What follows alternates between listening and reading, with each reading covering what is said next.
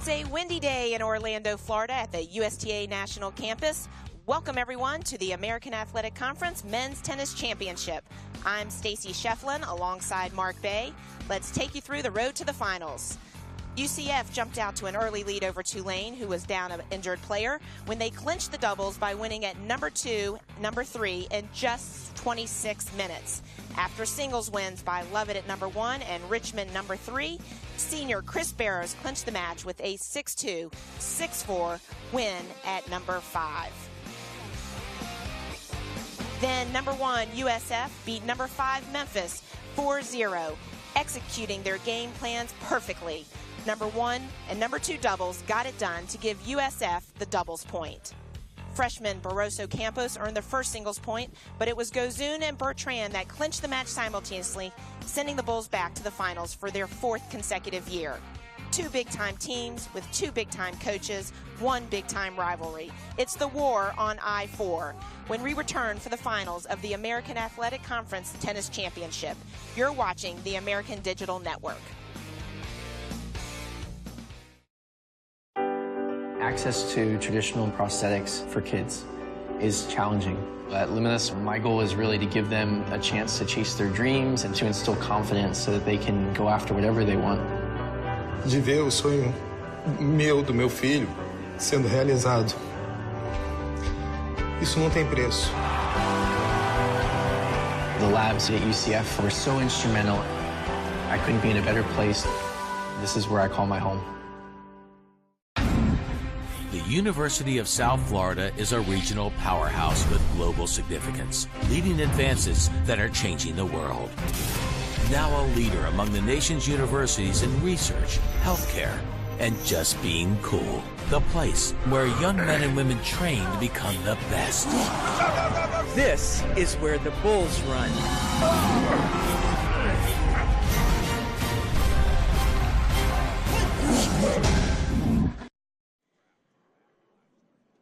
Welcome everyone back to the USTA National Campus in Orlando, Florida. I'm Stacy Shefflin alongside Mark Bay. It's another great day of tennis for the finals of the American Athletic Men's Championship. We've got a huge rival today, interstate rival. They call it the war on I-4. They're 98 miles apart. They play all the time. Since USF came into the conference in 2014, they've won the conference championship every single time. However, April 1st this year, UCF beat them for the first time in 2010, since 2010, 4-2. There's got to be some adjustments that USF is going to make. What should we look for? Well, I don't think it was April Fools on April 1st there, Stacy, but clearly this is an issue of pressure. I mean, today, neither team is probably needing this win for an NCAA berth, which is nice from a less pressure standpoint. But this is the first final for Ashley Fisher, first final for John Roddick on the helm, trying to make a statement here from Oklahoma. Oh, obviously UCF beat them early in the season. This is their home court, but USF is the #1 seed and has been carrying the torch. So it's a lot of leapfrogging back of pressure, and I'm going to be interested to see how these teams handle it today. You know, it's actually interesting you talk about the coaches. Both the coaches know how to win. They are first-time coaches at these programs, but they've got names behind them. They've had teams behind them. You know, they talk to their players before and after the matches. What do you think UCF and Roddick is going to say to his team going into this, having just beaten them? I think, again, it's going to be short-term memory loss. Even though that was a satisfying victory, they want this one today as well. Ultimately, the men's side of this tournament has held true to form, Stacy. Right. Memphis was really the 5 seed there. My graphic says 4. Tulane and Tulane missed their #1 player, so obviously UCF was fortunate enough to be able to move through there. And doubles. Yeah, which made a difference, and I think that there was also a little bit of a SMU player out as well. So the top. The 2 seed didn't make it to the finals, and the 4 seed didn't make the semis because of an injury. But, UCF and USF are obviously clearly formidable opponents and well-deserving to be in this final, and I can't wait to see what happens. Right now on the court, they're making the introductions. And let's take a minute and listen to what they have to say. The Bulls are led by senior Steve Kolujny, senior Sasha Gozoon. We are going to take it down right now to Haley Outen, who is with the coaches. Haley Outen here, joined by UCF head coach John Roddick. Coach, congratulations on this win here in the semis. A nice 4-0 win for your team today. Got off to a good start in doubles. What did you think of your team's performance here this afternoon? Well, I thought, we played really well at 2 and 3, and like we talked about yesterday, I thought we played pretty well at those spots yesterday, even though we ended up losing at 2. And in our one team, it was 3-all. So I felt like we were giving ourselves a really good chance at all 3 spots. And when you do that, you usually come out on top. It's unfortunate for Tulane that their #1 player was out, so that obviously changes this match quite a bit. So that's unfortunate. Your first year as the head coach at UCF, and this team has never been to an American Conference final. You're headed there tomorrow. You'll find out who you're facing here shortly. But what does it mean to you, and most importantly, the seniors in this group, you think, to make it to the first final? Well, I mean, it's exciting for them, but we just treat it as we got to get ready for a match tomorrow. So the guys can be happy about it for about 5 minutes, and then we got to start preparing. And with the heat out here, there's a lot of things that we have to do between now and tomorrow. So it's going to be exciting for them, and they've earned the opportunity. All right, thanks a lot. Good luck tomorrow, Coach. Thank you. Haley Outen here, joined by USF head coach Ashley Fisher. Coach, congratulations on this win. Exciting one here down in the end, but headed to the final for your first time as a head coach. But just a second ago, your freshman was able to clinch this match in 2 sets, but had to play the tiebreaker. You were over there coaching him up. What were you saying to him throughout that? I was just telling him to enjoy the moment. I mean, these guys really work hard, and I'm proud of them getting the win. But, yeah, when you get into situations like that, I just want them to enjoy it, to really embrace it. I felt good about where the other matches were at, so I didn't feel like we were relying on Barroso to win.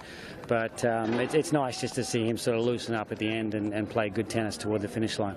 Memphis is a great team. You knew it was going to be a tough one today here in the semifinals. Got off to a great start with that doubles point. What were you happy about with just how your team started today? Well, I was happy with everything. We knew the doubles point was going to be important. We got really lucky against these guys a week ago, winning the doubles point, saved multiple match points. We studied the film hard. We made some adjustments, and the guys really, to their credit, went out and executed the game plans perfectly. And that set the tone for the match. And we got off to a great start, and then the guys carried that momentum forward into the match. Headed to the final, rather. We have a Florida in-state showdown here for tomorrow's match. But you met UCF earlier this season, lost that one 4-2. What were your takeaways from that match? Well, they're a very good team. I mean, we knew that going in, and we knew it coming out. They sort of outplayed us and outcompeted us that night. They're a tough team, especially on these courts. We're playing in their backyard, so we're going to have to play well to win. But we feel like when we fight hard, compete well, and play well, we can play with anybody in the country. It's your second season with this program, first as a head coach, headed to the final. Do you think there's any extra added pressure knowing that this program has never lost in this championship final? Well, if there is, that's an honor. I mean, the fact that these guys have done so well in this conference and dominated the last 3 years, that's a tribute to kind of what I inherited here and how well the guys have done in the past. So, I want to carry that on, but it's a new year. We're playing a new team in the finals, so we'll have to go out and play well and hopefully win another one. All right, Coach, we'll see you tomorrow. Thank you. Thanks, Haley. All right, let's run you through the doubles lineup as the men take the court. There is no warm-up, just to be clear. They will go straight to play. On court number 1, we have Gozun and Barroso Campos for USF, Richmond and Porter for UCF. Court number 2 for USF is Roberts and Bertrand, and for UCF, it's Lovett and Kersnerman. On USF, it's Kaluzny and Wojcik for USF, and UCF, Boyd and Barros.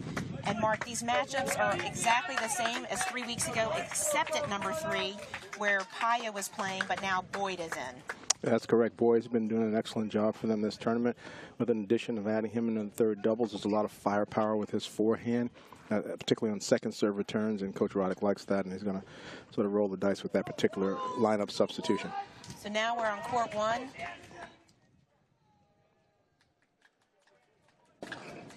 That's Richmond serving big lefty, transfer from UVA.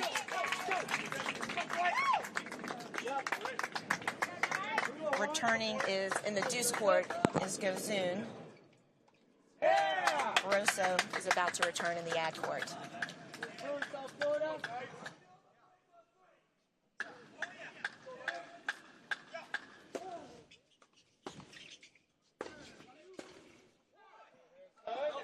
Mark, you love that lefty serve out wide. Oh, it's just nice to have a lefty on the team when you can get it. It's helpful. It sets the tone, and sometimes it's easier. I mentioned it yesterday with third doubles team from Tulsa having an ability to poach on second serves easily because the returner may be concentrating a little harder on the spin on that ball after it hits.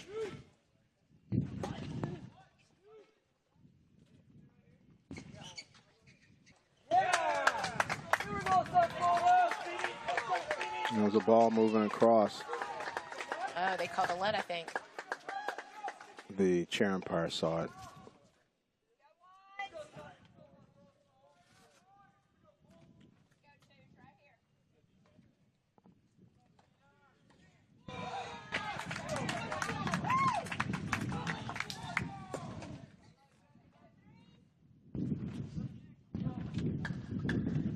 The other two courts getting just underway. We'll keep you posted on those scores.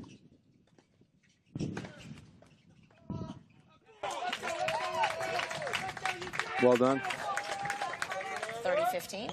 Even though these teams all practice for 45 minutes to an hour for the doubles point, once you start playing, there's still a newness to executing and getting a quality volley hit after the other team's ground stroke, and you have to adjust to those things, and they're all just beginning stages. But with a 6-game set that's no ad, it can happen so fast. Yesterday's doubles point, 26 minutes in one of the semifinals, so this can go quickly, and there is a real strong pressure on being able to hold. And I imagine some nerves still, even though they've warmed up. Yeah, nerves and adrenaline mix. But what's nice is that you'll see a fair amount of traditional serve volley from some of the players on both teams. It's too good. On court 2, to let you know, UCF is up 1-0, still on serve. Court 3 still in the first game.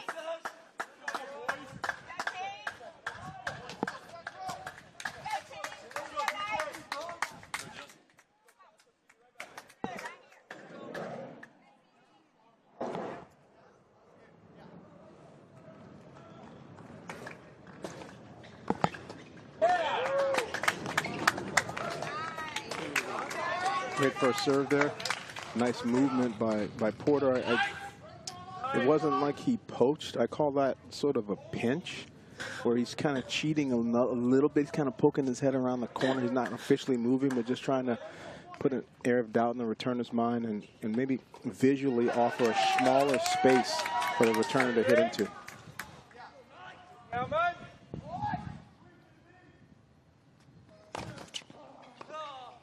Game point, second serve.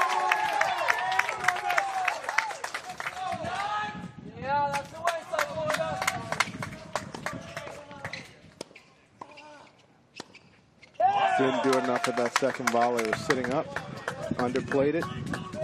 Nice passing shot up the line by Virgil Campos, and now big point. Yeah, the first volley just didn't do enough with it. Landed inside the service box. And that brings them to a break point, but Richmond's hoping to hold. And they're asking for it on the ad side with a lefty server. And they end up getting it done there. Great return. They called a pre-planned poach, and the return ended up sliding in just behind Porter, and difficult half volley there for Richmond coming in a little late. And that's not how you want to start that first game down a break, but bit of a miscue as well. They were ahead the entire game there and lost it at the end. So that's a tough start for the UCF team. Excuse me, got to be careful with my consonants today. Especially since last time they played, USF did win, beat Richmond and Porter 6-2. Slide over to court 3, bring you up to date. USF is up 1-0. They won it in a no-ad point the first game, 30-all, and they're up a break.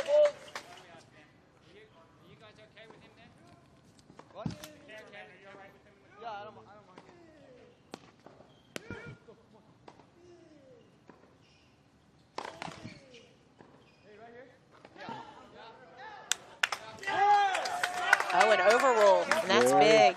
Very close. It's tough for us from where we're sitting and tough for that chair umpire. Kurzerman is adamant that it was just out, and sometimes those calls can make the difference. In the pros, obviously, they have a challenge system. USTA has done a hell of a job with this facility, but we're not at $90,000 per court for challenge systems yet.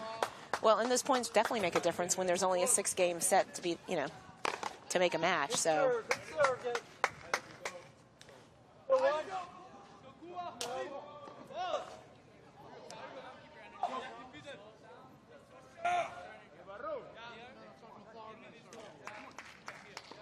That's a great return. Missed it well. Wow. All right, another no ad. Outstanding job by Boyd, just smothering that return.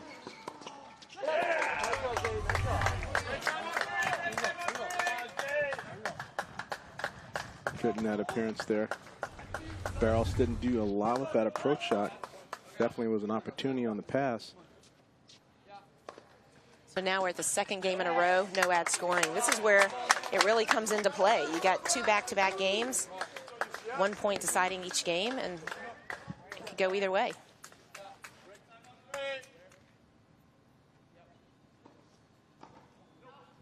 Goes big outside. And now this is where it really gets challenging at the high level, where the signal calling is changing between first and second serve.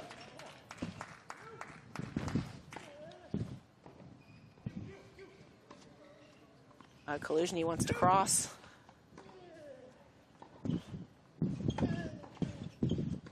And he's staying there. He's getting everything. And there's the reason why Boyd is playing third doubles today, folks. The big forehand, adding that sense of firepower. Talking to Coach Ashley Fisher, who again was a formidable ATP doubles player, he feels he wants his players covering the middle. So you can see there's a lot of movement there with his up player, but he allows that one to go through, and he's kind of biting his hand there because he knows that he probably should have taken that one since he was in the flow, in the heat of the battle there, moving like he wanted every ball, and then he sort of backed off of that one, and his partner allowed it to get through. 1-all. And part of the reason for the change is last time these two teams met at number 3, that was the one court that UCF was down 3-5. They did not finish, but it was called because the other 2 teams, USF won.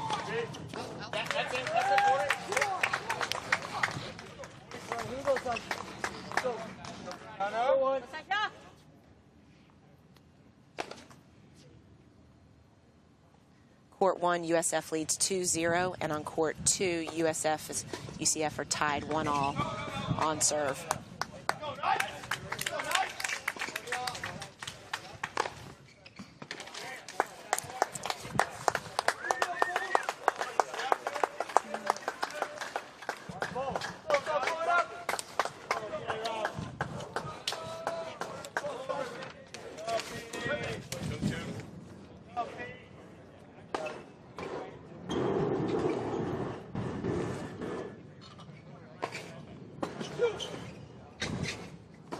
Wow.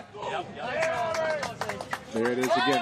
See, Coach Ashley Fisher wants the passing shot team to try to find smaller targets. And so they're taking away, philosophically, the normal your side, my side, cross-court nature of the ground strokes. And they're making, the players try to find the ball to the outside, and they're forcing a lot of the up players to look for balls in the middle. Well, and you can't talk about USF's program and Ashley Fisher without talking about doubles, just because he has amazing credentials. I mean, he won an NCAA tournament. He's won 4 ATP doubles tournaments. He's gotten to the quarterfinals of Wimbledon and the Australian. So he knows big-time doubles, and he knows how to play and coach it. Yeah, no doubt. He kicked my butt. I was coaching the Bryan brothers in Miami in the quarterfinals 6 or 7 years back, and he put on a show that day and beat the bros that afternoon. He was clearly been a top double player his entire career and brings that resume for sure.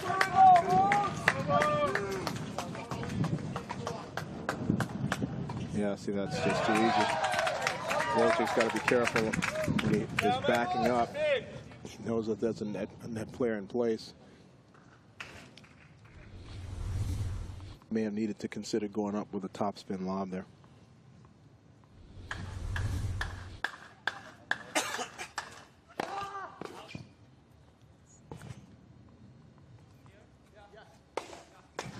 Great serve. Big time. Barris sometimes can be a bit of a mixer with the serving, but he brought the gas there to get the hole. UCF. I'm pretty sure at this point in the season, everybody's bringing the gas. There's no points to let go by too easy.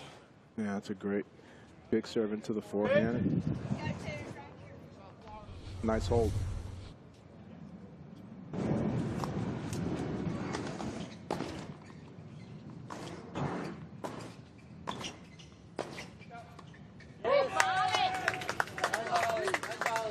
You know, we were talking to Fisher and Arias, and then they said they spend a lot of time during practice doing doubles drills, working these guys out, making them think quick, and it's paying off right now in the beginning. And that's important as things happen so quickly in doubles. Let's you have to actually practice that a lot. Indeed. Let's take you to court 2. That's Roberts putting away the ball at the net. USF is up 2-1 and a break.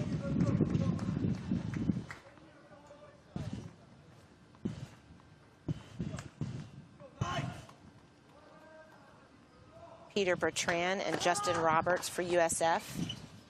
Danny Kersnerman and Corey Lovett for UCF.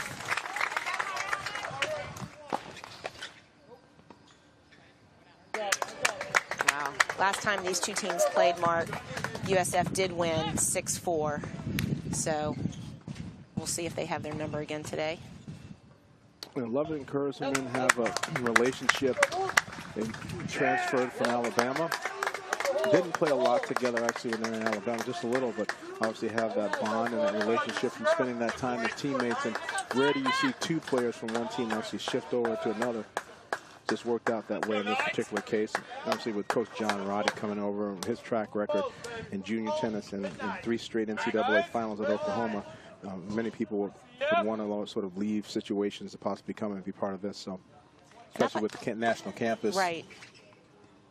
I'd like to talk later about the whole transfer situation. I find it very intriguing. Great body serve there by Lovett. Lovett's been doing an outstanding job all tournament long in both singles and doubles, and has been playing with quite a bit of confidence, I think, in the second half of the season. Roberts is a junior from the Bahamas. Bertrand, a junior, also from Dominican Republic. Both big guys, 5'11" and 6 feet.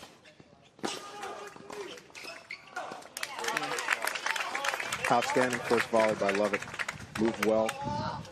A lot of players nowadays sometimes suspect on the backhand volley. He made that one look easy.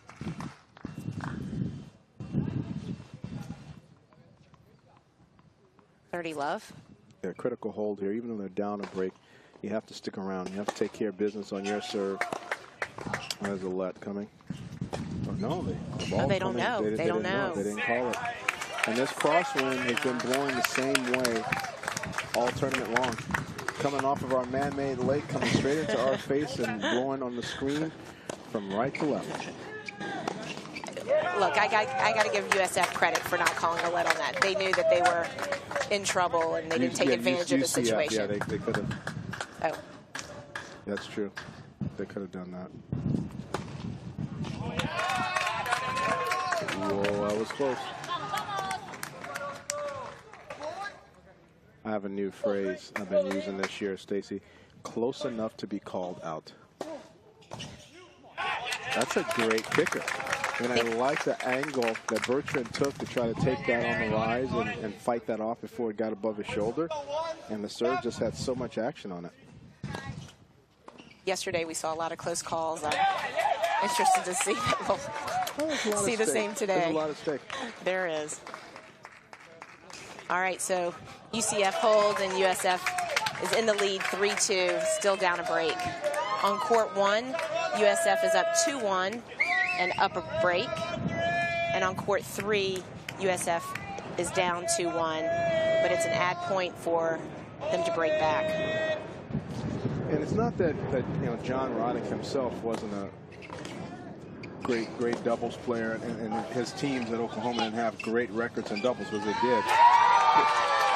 clearly Ashley Fisher being more of a double specialist at the ATP Tour level, you feel like maybe there's a slight advantage, but I'm not sure there's a substantial one at this level. Of the knowledge base in both John Roddick and Ashley Fisher, I think, are probably pretty equal.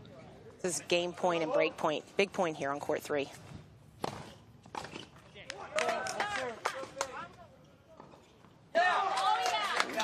That was huge.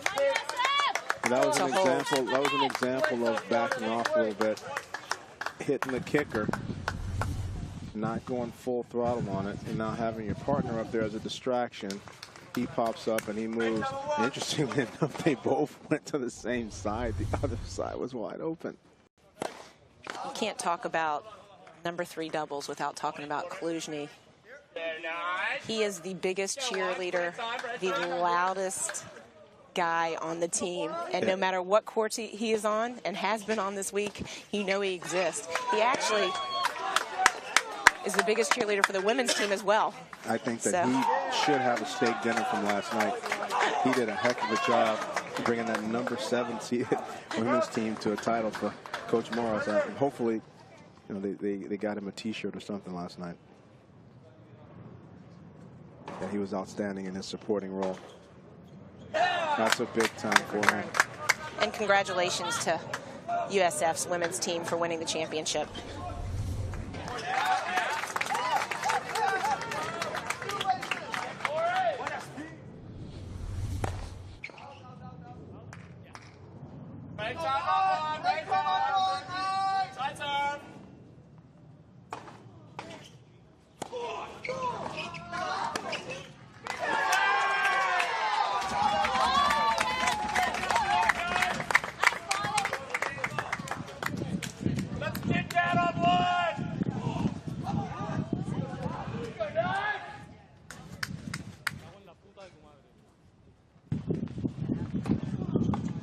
Great serve by Boyd. Into the one-hander, curving into his body. Outstanding spot. In double, sometimes it's not about hitting a perfect serve to the corner. It's about not allowing the opponent to have his arms be free to extend and make choices.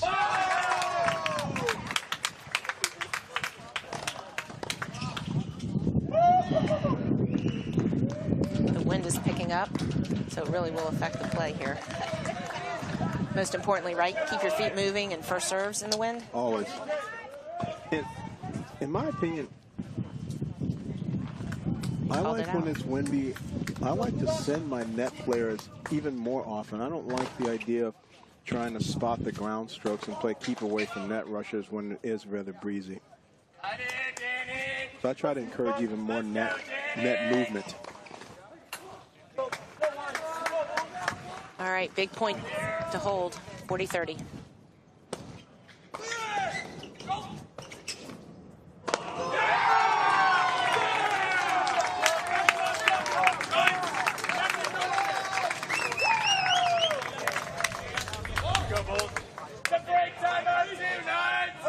That's a great serve there by Boyd. And that noise you just heard was emphatic spiking overhead by Lovett at number 2 doubles that flew over our actual perch up here. Well, and if you can hear the crowd, there's definitely a home court feel. UCF being 25 minutes away. Oh, there you go again. All right, so UCF just broke, and now it's 3-all on court 2. Yeah, this has been a big 5 minutes for UCF. USF had a nice beginning to this doubles point with a fair amount of momentum, at least on 2 out of the 3 courts, and now sort of knotted up at even with anybody's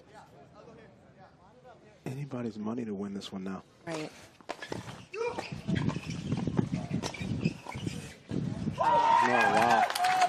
And in case you're not familiar with the scoring in college tennis, it's the first team to 4 points.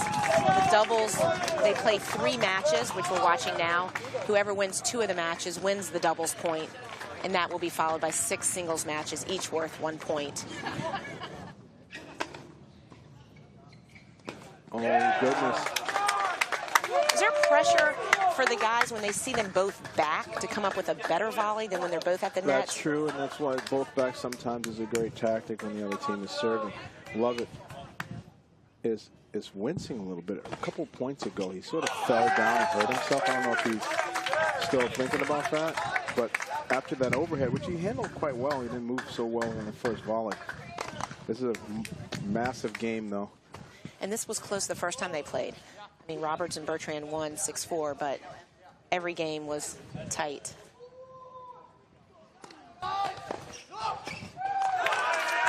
Yeah, see, Kurzeman is pretty crafty, and he is a bit of a wily veteran. Lots of experience from Kurzeman. Kurzeman was a junior that played ITFs and traveled around the world at 16, 17, 18. So a lot of players maybe just stayed in their locale.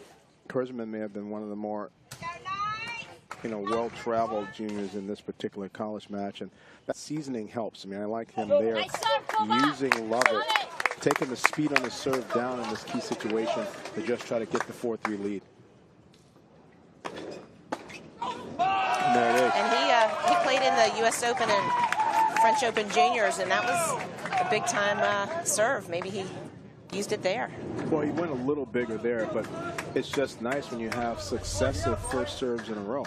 And now because he's mixing the speeds like a baseball pitcher, you don't know if the fastball or the curve's coming. So now UCF goes up 4-3. We're getting towards the end. On this court, in the middle on the other courts, 3-2 UCF on court 1 on serve.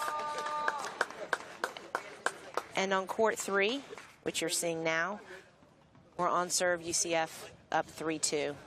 USF serving 30-15.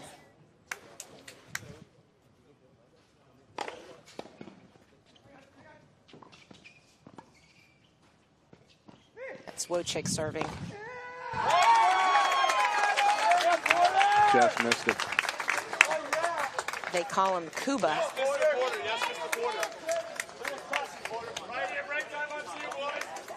Just as a reminder, they were up 5-3 when it was unfinished last time they played, but they're facing a different team this time.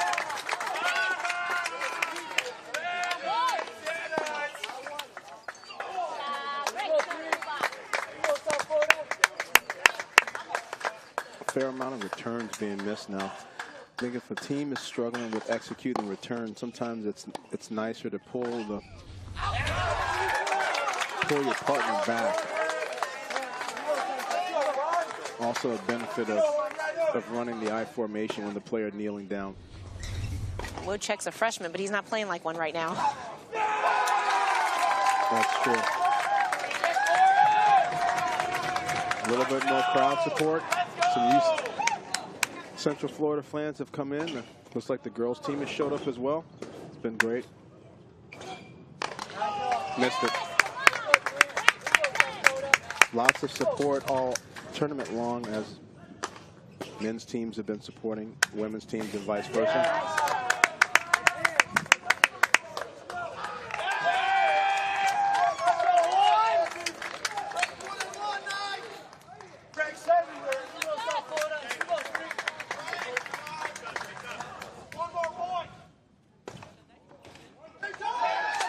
Big serve. Yeah, yeah.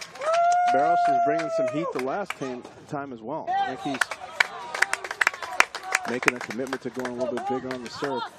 Boyd maybe not playing as many doubles matches and as many dual points up there. Actually, hasn't had as many reps. Actually, he's played a decent amount of doubles. He just has not been consistent with one partner. And as we've talked about before, chemistry is half the battle, if not more, in doubles, not just... This is an interesting how they go I formation on the first and then pull Boyd back off of the net so he can rip forehands for the second. It's unique.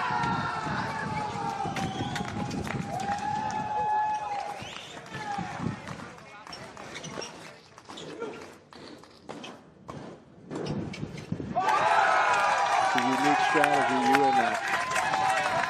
Action is heating up. So many people feel like the doubles point is the most exciting part of a college match.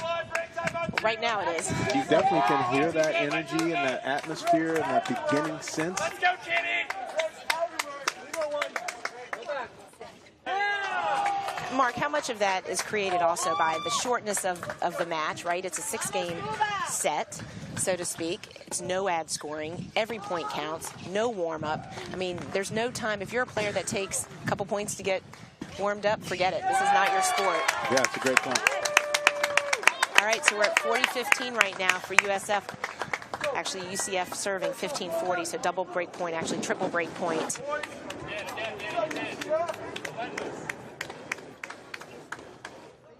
It was definitely long. Right, a little bit of a late call, but it was long.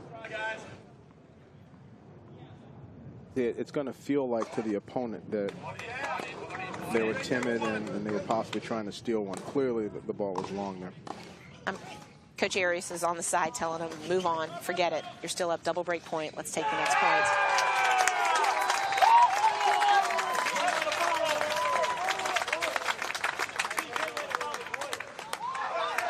Wow. All right, so now we're at game point and break point. And when you're at 3-all, how big is this? I mean, is this a game changer for the set? I think it's a big one. UCF has done an outstanding job here flipping the script in these doubles matches. They lost the doubles point last time. And knowing a closely contested match like this, it makes a big difference. And UCF is up 5-3 on court 2 upper break, and on court 1 they're up 4-2 upper break. So,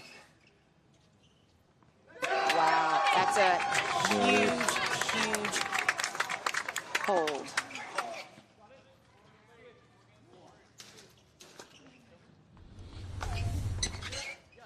That's pressure tennis right there, Mark. Oh, well, a lot of quality on that backhand volley, though. Hit it well.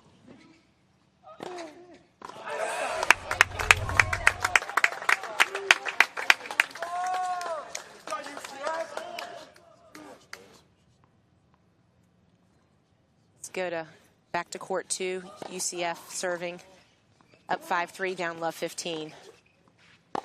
They'd like to get a point right now. At least get one match on the board.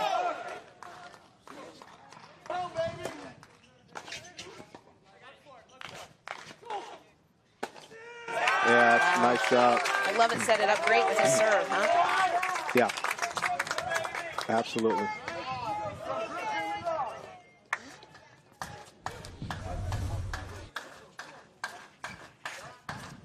Kurzman making a finishing statement. Kurzman has been a bit of a singles grinder all tournament long. It's important for him, I think, today have some net confidence from this doubles match, maybe carrying into his singles.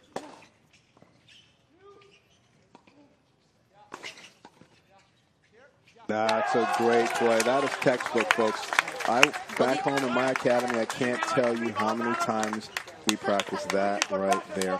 When you're 2-up, 2-back situation, playing aggressively through the middle, not only did that ball get through, it was almost like a swing and a miss like baseball. Amazing volley down the middle. Big serve. And a big bomb on the line. John Roddick is loving this right now. He is smiling. Look at the look on John's face. I think he wants to know where that came from. But he couldn't have had find it again. Couldn't have had a better timing for that. Now it gives him 3 match points. Great motion, clean, weight transfer. Look how far forward he is in the court after he hit it. Outstanding serve. All right. We got 3 match points right here.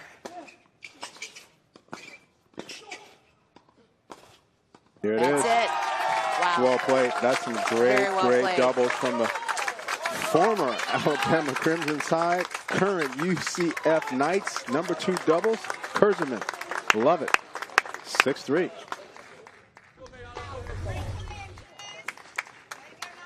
That's great backhand volley again. Excellent job. See, Kurzman hit that aggressively at Roberts' feet. Roberts is in no man's land there and actually becomes a target. And that's a big win. They lost to him last time, so they got to feel confident coming out of this, and that's your number 1 and number 2 singles in Lovett and Kurzman. So that'll help them in their momentum going into the matches in a few minutes. Back on court 3, USF serving to even up the score at 4-all.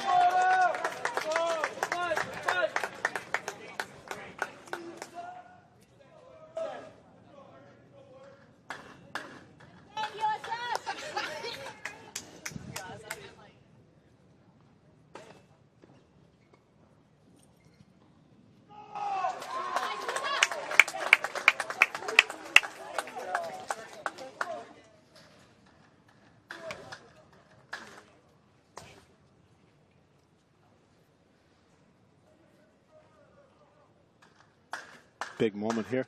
USF trying to keep this tight. So key, you know, these doubles points, particularly with the amount of no ads, can swing on a dime. Got to keep this scoreboard close.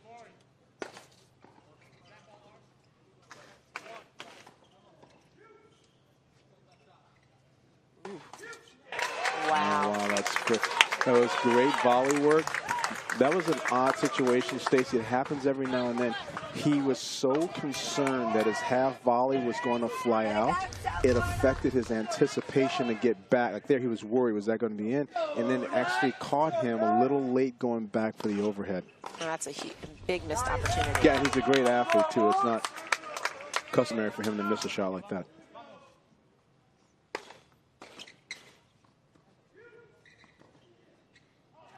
That's out.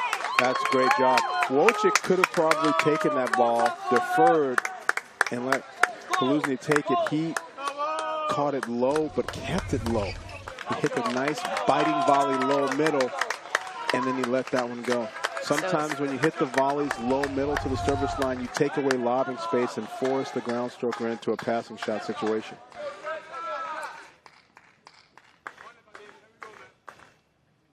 I love this.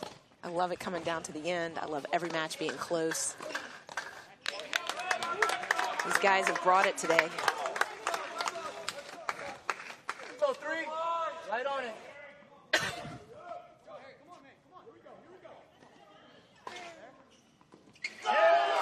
Yeah, see, there, that's an interesting moment there because you have Boyd who is maybe not as comfortable with the serve volley play, staying back, hitting a slow kicker, and then a quick punch and charge.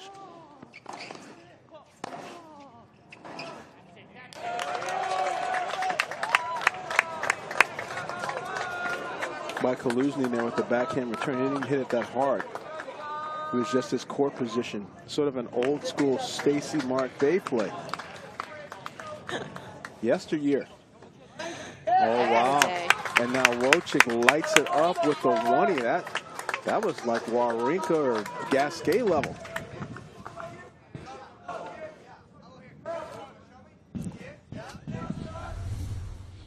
And we are knotted up at 4-all, both 1 and 3, folks. But Central Florida only needs 1. South Florida needs 2.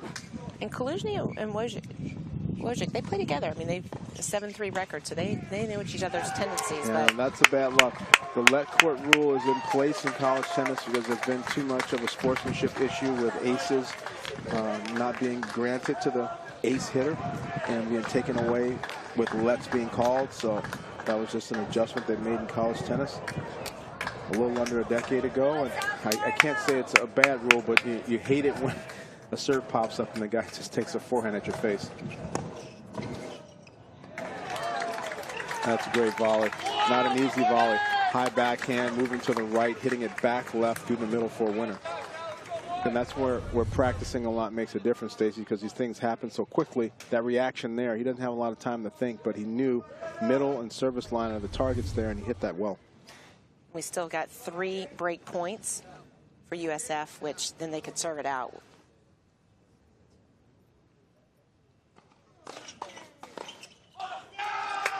Yeah, that's well hit. Insane well, forehand return. Kaluzny's feeling it right there. He's not backing off. He's not getting cheated. That was 100% engaged on that forehand return. There was no, oh my gosh, what am I going to do with this? I mean, he was completely dialed. And even though it went to the net guy and it was on his racket, it had a lot on it. He committed and he went for it. That's right.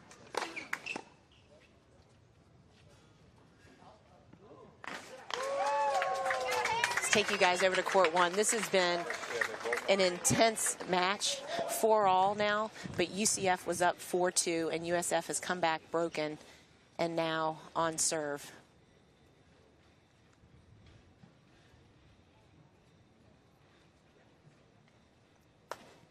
See the coaches going over and talking to them, and you know, watching them warm up today before the match, there was a lot of laughing and smiling and music playing, and I think, you know, after talking to both coaches, they really made a point to say they were going to keep their teams relaxed and focused in the now and not on the past and not on how many championships that had been won and who they'd lost to. And they've all come out pretty quickly and pretty well. It's great, and it's a nice crowd on hand for Sunday. A mixture of local fans and UCF fans and some USF fans that have traveled, as well as there's a 65 and under USTA tournament going on, and there's been some of the players from that tournament coming over, as well as earlier a junior camp. Some of the best children born in 2004, 2005 have been here in the training camp with the player development group, and they were here as well. This facility is outstanding. It's my first trip here, and we'll talk about that. Well, it's great to be able to synergize all these different pockets and groups of people where they can share and enjoy in this tennis. Normally this tennis, that's a big-time serve. Goes on. 30 love. Gozun has really stepped up his game, and he's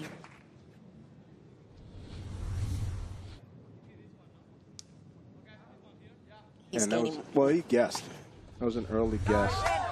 But he's gained more confidence as the season has gone on, and they say he's that kind of player. He starts off a little slower, and as the season gets heated up, so does he. On the line. Good hands by Porter. Looked like it may have almost gone wide, but it caught the line. They were trying to blow it out.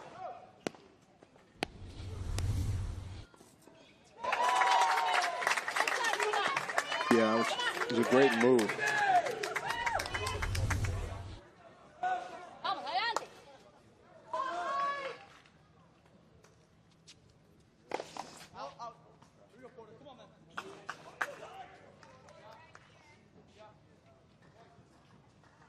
See what Porter does with this return. Great shot. Outstanding.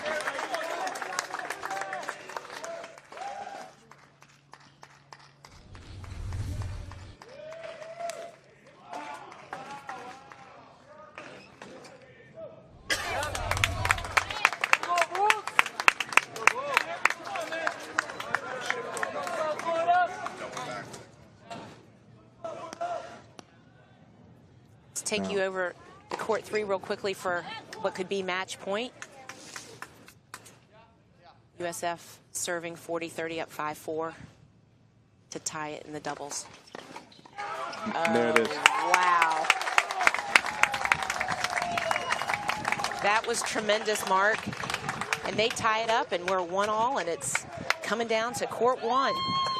And we got a match over there right now, and it's UCF has a match point to take the doubles point, a reverse of earlier in the month. This is juicy, Stacy. Monster serve, and he got it back. Oh.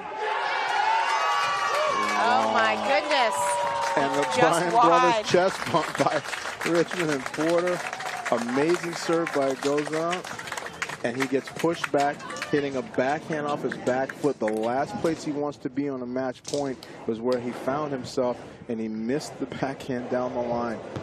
Outstanding net pinch movement there by Porter. Credit to Porter, moving without the ball. It's a great return, neutralizing the big serve. And then here comes, that's a great move, putting pressure on him there. Richmond getting into his face. Porter hitting a quality setup shot. Gozan finds himself in a weird spot. Normally would never be in that situation. And USF, who took the point at #1 last time, the tables are turned, and UCF goes away with the win and the doubles point. So hey there, Coach. We will take a 5-minute break and be back for singles. The coaches will huddle their players, talk through with their team. We're going to take it down to Haley out in a minute, who is going to be with our coaches. She's with John Roddick, the winning doubles point. Haley? Coach, Great doubles point for your team. Now, last time out against USF, you guys didn't win the doubles point, but went on to win the match. What adjustments did you make today? We just came out a lot more aggressive. But, I think having seen them once really helped our guys. I mean, as coaches, we knew that they're very well coached in doubles, and they really come after you. But until you experience it and, you get caught on your heels once, then you can't let that happen. I think that was the difference for us today, is we were a lot more prepared for their aggressiveness. It's the tournament final. You have fans here that are into it. Your team needs 3 more points. What are you about to say to your team to get them refocused here to close this one out? Well, it's like anything. I think, we try not to get too excited or too down after winning or losing doubles point. You still have to win your singles matches. It makes it one step easier for us. But, we always just go into it with the mindset that everyone needs to take care of their business on each court. All right, thanks, Coach. Good luck. Stacey? Thanks, Haley. If the singles is anything like the doubles, then we're in for a treat. We will take a break right now. You're watching the American Digital Network. We are American. The conference of opportunity. The opportunity to chase dreams. The opportunity to make your mark and change the game. Because that's power. We are power.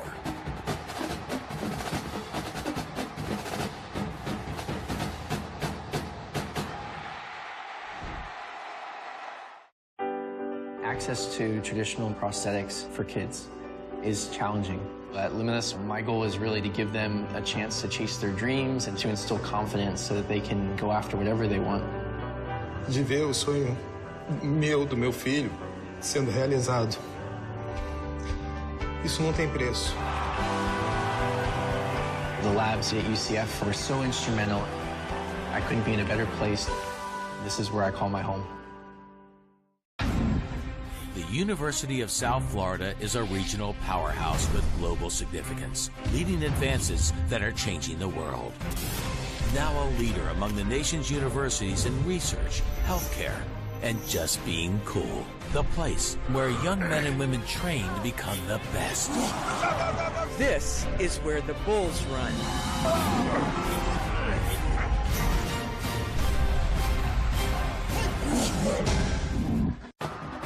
We are American. The conference of opportunity. The opportunity to chase dreams. The opportunity to make your mark and change the game. Because that's power. We are power.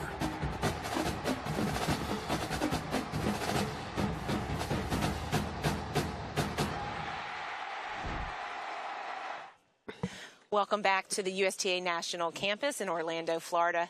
If you are just joining us, you missed an incredible doubles point. UCF took the doubles point by winning 2-1. We're going to show you some highlights from those matches.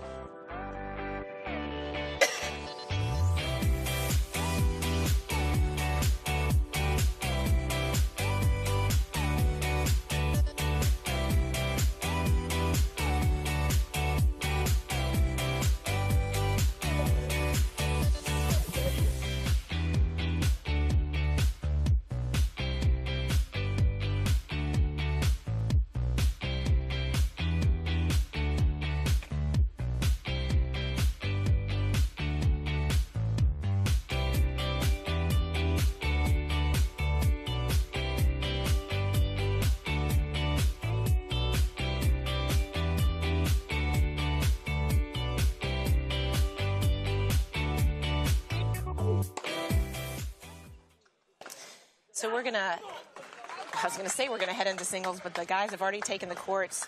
UCF won the doubles point with wins at 1 and 2. Let's run you through the lineup for singles. At court number 1 for UCF, we have Corey Lovett. For USF, we have Sasha Gozun. On court number 2, we have Robert, USF. And for UCF, we have Danny Kersnerman.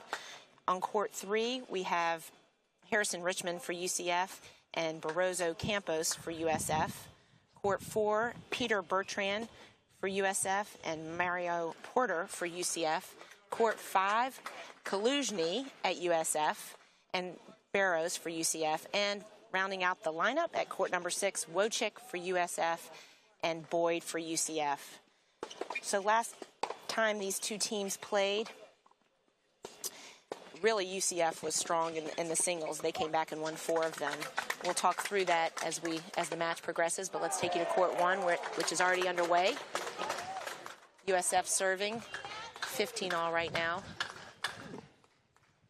That's Sasha Gozun, who is a large fella at 6'5". He's a senior from Moldova.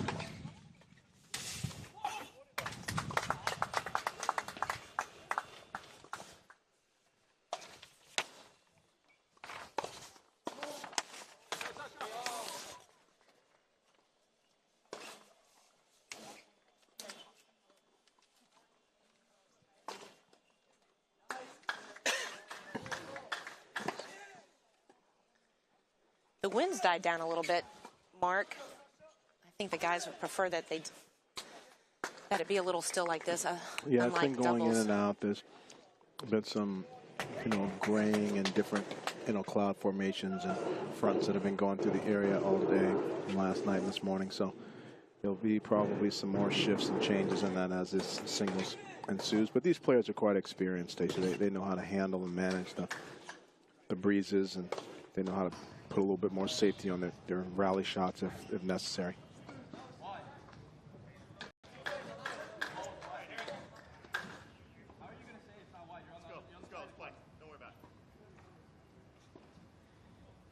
I think this is indicative of what we're going to see. I think Gozun for sure wants to get off to a good start, and when you're a big service part of your game and you think you just ace the guy to win the game, that feeling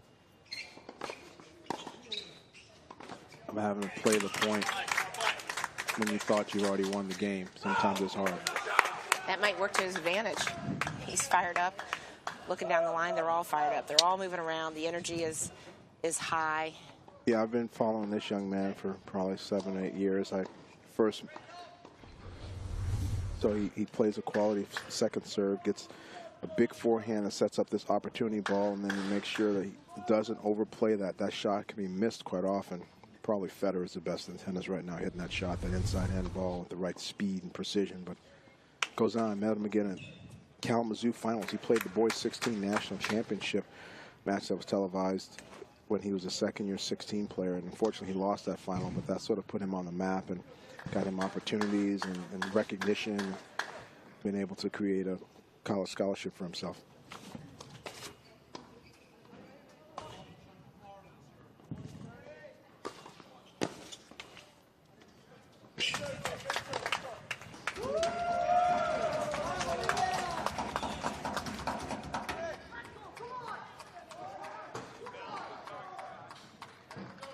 So all the other courts just getting started, but on court 2, Roberts is serving to even it out at 1-all. Court 3 isn't underway. Court 4, UCF is up 1-love right now. Court 5, UCF also up 1-love, and the same on court 6. So UCF is 4 out of the 6 courts off to a good start. We will jump around as we move through the broadcast.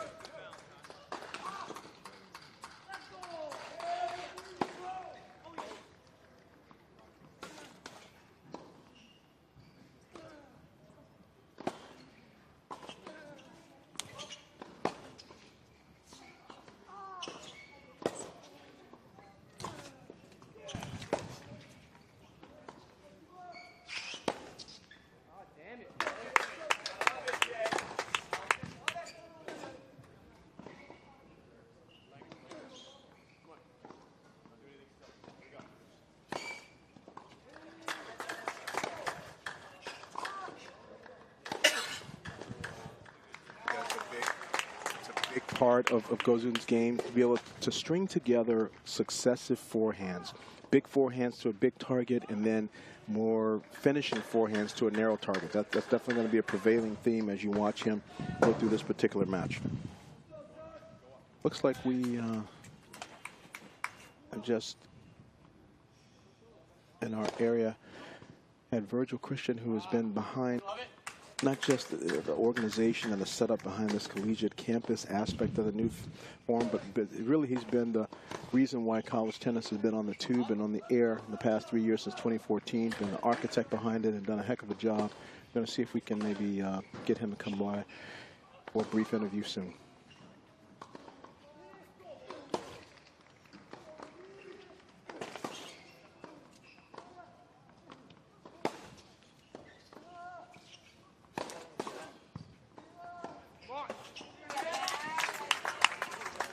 .40-30.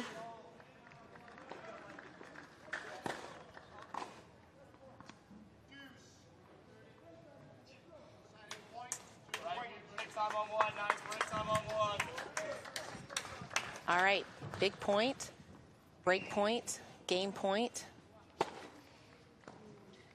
Gozun going to try to hold here.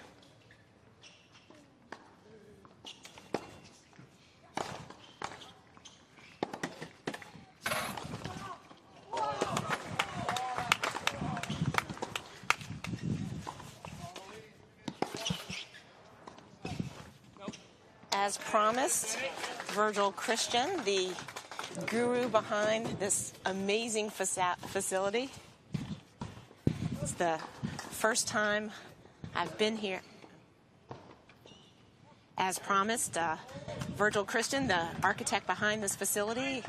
I mean, wow. It's the first time I've been here, and that's what I have to say. Wow. Well, it's so good to have you all here. It's so good to have the American Conference here. And what an exciting men's match we're watching.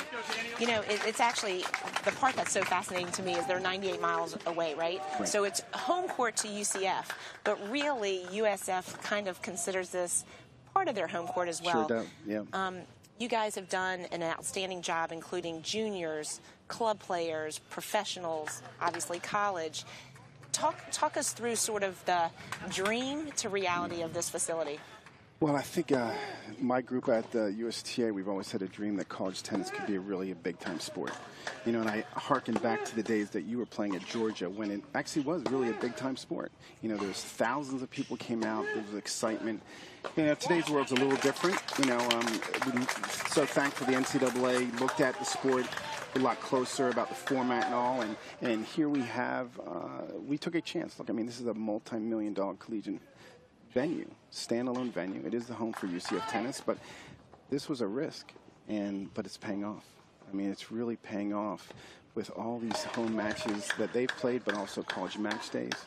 Which you guys have done a tremendous job with. We've had record attendance. I mean, and so it shows us. I think it shows the USTA as a national governing body. Like, wait, college tennis this is something that people enjoy coming to, and players enjoy playing. But this is something that attracts folks. Right. And do you think it'll help across the country bring college tennis back up to forefront? You know, so many programs have gone away and maybe in place in women's. You know, for soccer or volleyball or other sports, being able to split the various scholarships. But do you think with a facility here, you guys have done a tremendous job of bringing people in all over the country. Do you think it gets them excited again, starting at the grassroots program?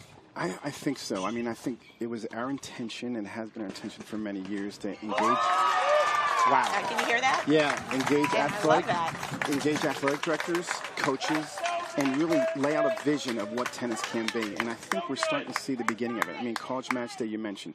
I mean, we had a match here with over 1,700 folks. Right. Tonight, I mean, I will wait to what the announcement is, but 500, 600, I think so. Folks. How many are UCF and how many are USF? You know, it seems pretty even, quite honestly. I mean, I think the conference has done a great job talking about it and publicizing it, and now the players are doing a great job of having a great product on the court. But this has been our vision. We're not afraid to lead. We know that, you know, someone has to. We want to. Right. And now we're so excited that a team like American Network and American Conference, and both these teams and all the teams in the American Conference are now saying, wait, we can do something like this at home. And so we wanted to provide a template. Right. Is what you're trying to answer your question. Yes. No. We want to provide a template so other schools can do similar things back at home. Right. Well, and you guys are leading the way. You're hosting the NCAAs. It just was announced 2019, wow. 2021. Ecstatic. Talk about 1,500 people during Ecstatic. College Game Day. I mean, how many does this place hold? Well, it's going to hold a lot more in 19. Thanks to the NCAA, it's going to hold a lot more because we're going to really go big. We're going to showcase the NCAA tournament, hopefully as well as it ever was. And one of our goals is like Georgia back in the 80s. Let's do it. Yes, I love that. I have fond memories. I do too. Can I come back as a junior? Oh, please. We're going to sign you up. And what are you guys' plans going forward? What do you see? I mean, I know you're not one to sit still. You're already probably 3 years ahead of where we are today. So what are your plans? Well, honestly, I think we're looking at bringing college tennis to more of a national footprint, whether it's live or on broadcast TV. So that's something very exciting. I mean, there's a lot of folks interested that are saying, wait, 1,500 people, 1,700 people, a crowd, excitement. One thing I like to say is the doubles, and I've been saying this for years, I mean, this is the most exciting 28 minutes in sports. That doubles point, if you're ADD, I mean, you don't know where to go. Well, 48 minutes today, that's how exciting it was, right? Right? It was an extra 20 we got. Yeah, exactly. But I like that. Well, we do have a lot of things. I think we're looking at college tennis in two different ways, both the live audience, how can we help other schools and ourselves drive attendance, and two, what does a broadcast product look like? Right. That's what we're working on. And I think, you mentioned you're reaching people all over the country, but really, without maybe intentional, you're reaching everybody all over the world with it being, access to internet and things. I mean, we were talking yesterday, both teams 100% international, right. And every single one of their parents could watch. Right. I mean, that is fantastic. Back in the day when you were coaching, you got off the court and you didn't call your parents, and they didn't know how you did until but now they can see it live. So it's interesting. I think we all, yourself, Mark, you guys are doing a great job with this, but I think we all have to together look at this differently. To your point, the international market is a huge market.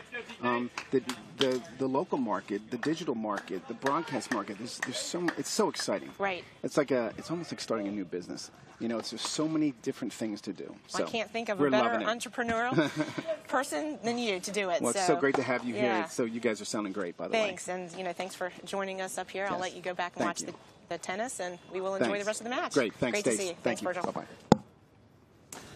All right, let's take you back to the tennis, and always love when Virgil comes and visits us in the box. He is entertaining.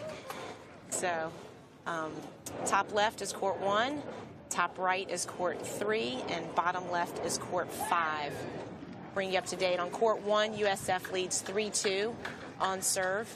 Lovett serving down 15-love. On court 2, UCF is up 2-1. They are on serve. Court 3, 1-all. USF serving up 40-15. Court 4, UCF is up 2-1, 40-30. Court 4, USF is up 2-1, and on court 5, it's a little hard to read the scoreboard, but I think USF is up 3-1.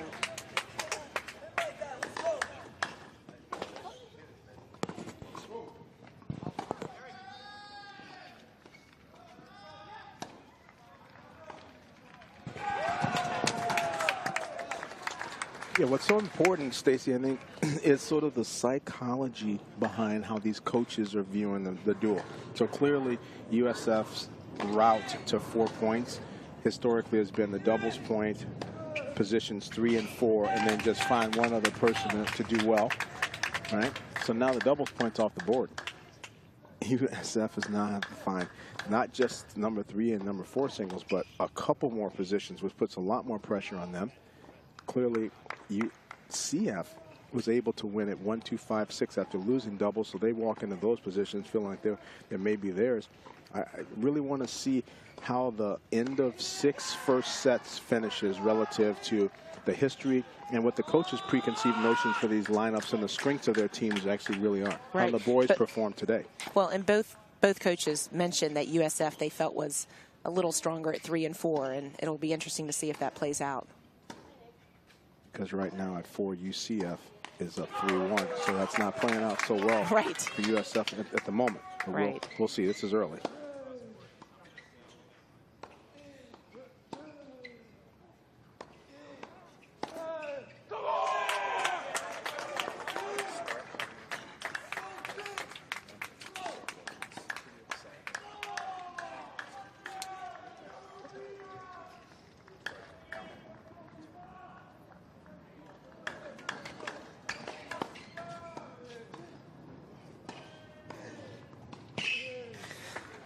Let's take you over to court 2. Wow. USF 2-all, but up 40-15, double or triple break point. You have a great contrast in this match. You have the lefty grinder type of player. This is almost like Nadal versus Tsonga or something here, to do an ATP comparison. Roberts is so physical, so athletic, hits the ball well, sneaks in and plays the net. Kurzman tries to play smart and crafty and move the ball around. He's going to try to work on Roberts' backhand if he can. Roberts going to try to run around and not have to hit the backhand. So that contrast in battle is going to be a key prevailing theme, the way those points will play out. Obviously a big server versus a spot server. There's just a lot there. So we have a break on court 2, and USF goes up 3-2. One of the things, Mark, I like that these teams are playing each other and playing the same lineup is you really sort of get to see which of these players can make adjustments, which ones are mentally tough, knowing whether they lost the first time, won the first time. So it's not just a physical game. It's just not, it's not just how each, player matches up with each other. There's more that's going to go into it, and I love that. Yeah, and as we're going right down the line, that's a good comment, Stacey, because in college football, for example, you see somebody once and you don't see them again. In basketball, you'll see them once in the regular season. You may see them in the conference tournament. Different sports have that ability, right? In the NBA, you play a team, you play them again. Or better yet, in the playoffs, right? Now they're playing 4 out of 7 against the same team. There's lots of adjustments. So there's a lot of different nuances with sports in terms of how to handle the repeat competition, if you will. So I definitely think because this is almost an identical duel with the exception of the third doubles, that does put some onus on these coaches to see how well they do adjust and game plan. Right. Take you back to court 2. You were just watching court 3 where USF is up 2-1 and they're on serve. Roberts is 6 feet, junior from Bahamas. He had a great high school career. He actually represented the Bahamas in the Youth Olympic Games in China. So he is also very committed to improving his game, has told the coaches that he would love to turn pro. Every morning they do some private little workouts with each of the players, and I think they're committed to 2 a week, but Robert shows up every single day ready to go for that extra work. And, that's something you can't always teach, but he clearly has it in him. Yeah, that's right. He's a vocal leader, too, as well. He looks down the line and sees how other players are doing, and he'll yell 4 courts down about something positive at position 6 even. So he's definitely a guy that internalizes the entire duel match as well as being able to handle his own court. And we're talking about how that can be challenging to some extent. Yesterday we were watching the ladies' final. This is what Kurzman wants, long points. But he doesn't want to make a backhand on forced error on a routine ball. Right. He wants to extend the point and try to, not allow Roberts to play up-tempo, quick, fast, athletic, in-your-face type of tennis. Trying to make this almost like a French Open type of match here on a hard court. He's a junior as well from Brooklyn, New York, but trained part of his career at the USTA development system down in Boca. From 13 to 16. Yeah, he's one heck of a tennis player, outstanding competitor. Was struggling a little bit in Alabama, and now he's only lost 1 match all season here, and just been a formidable person playing at that particular position for Coach Roddick. And a lefty. But on another note, he's not a great fantasy football player. I've been taking him down a little bit there, so I need to improve a little bit on that regard. You can give him some coaching. That's it. You know, we don't see in today's game so much serve and volley. You know, you look down the line and it seems to be sort of the game of the past. Not that the guys don't come in, but is there a reason in the shift, you know, from that? Yeah, this is a Luxalon error. String technology, racket technology have changed things quite a bit. The quality of passing shot and return is exponentially better than yesteryear. And so now the players are much more comfortable sort of just playing physical forehands like that. And then on occasion when the ball's flow. So instead of it being what I would consider an offensive all-court game or a serve volley game, like a Navratilova and Edberg or Rafter would play, now it's an eventual all-court game where people move players around. If you really have a lot of ammunition, maybe you do sneak eventually off of some of your better strengths, and it's just a different type of style. Players are still coming in and finishing points. If you look at the ATP, the top guys are doing that. It's just a smaller clip. And so there you see with Roberts, the backhand sometimes can be a little suspect. There he got jammed. Some mechanics there he's still working out. But let's take a look at he it. needs to keep his unforced errors down on the backhand so he can take the risks on the forehand. There, Kurzman hit a pretty good amount of wood on that backhand, got it deep, and Robert should have maybe given up ground a little bit there for half a step so he could have been able to absorb that ball better. But a couple of points ago, I didn't make the comment. Kurzman took a backhand up the line and challenged Roberts and got into his face on the backhand. And that's something that Kurzman hasn't been doing a lot this tournament, but that's a tactical adjustment clearly that he's been instructed to do today because of the matchup on the backhand side. And this is what Kurzman wants. This is exactly what Kurzman wants. A heavy ball pushing him back and then picking on the other side. Well, and you know, you also don't see a lot of one-handed backhands anymore, and I love that in Roberts as well. Yeah, I mean, in college. Oh, just period. Period. I mean, how about? I don't know if you have juniors that have them, but yeah. I don't have any juniors right now that have them. I still would coach it. Primarily, if I had a choice, I'm going to probably pick two for a lot of reasons. If you get the right athlete, though, you can give them the one. Someone that has the right hand talent. But, yeah, not as many Federer, Gasquet level guys walking around too much anymore.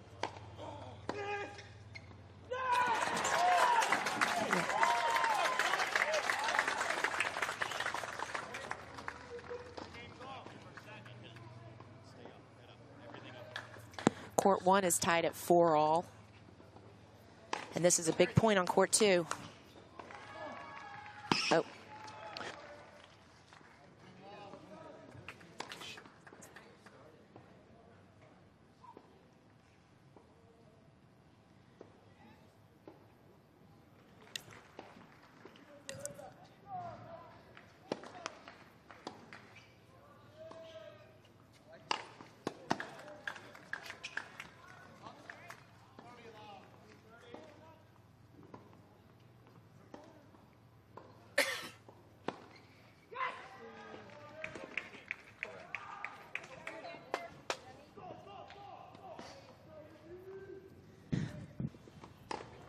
Take a look at court 4 for UCF. Up 5-1 is Senior Porter from Mexico. Big guy at 6'2", playing Bertrand, who's a junior from Dominican Republic. Last time these two guys played, Bertrand actually took it 6-4, 7-5. That was one of the only singles matches that USF won. So we've got a turn of the tables on this court as well. I mean, UCF really knew what they needed to do, and they've come back and come out strong with clearly a game plan, you know, that Roddick devised, and he's doing a great job of executing it.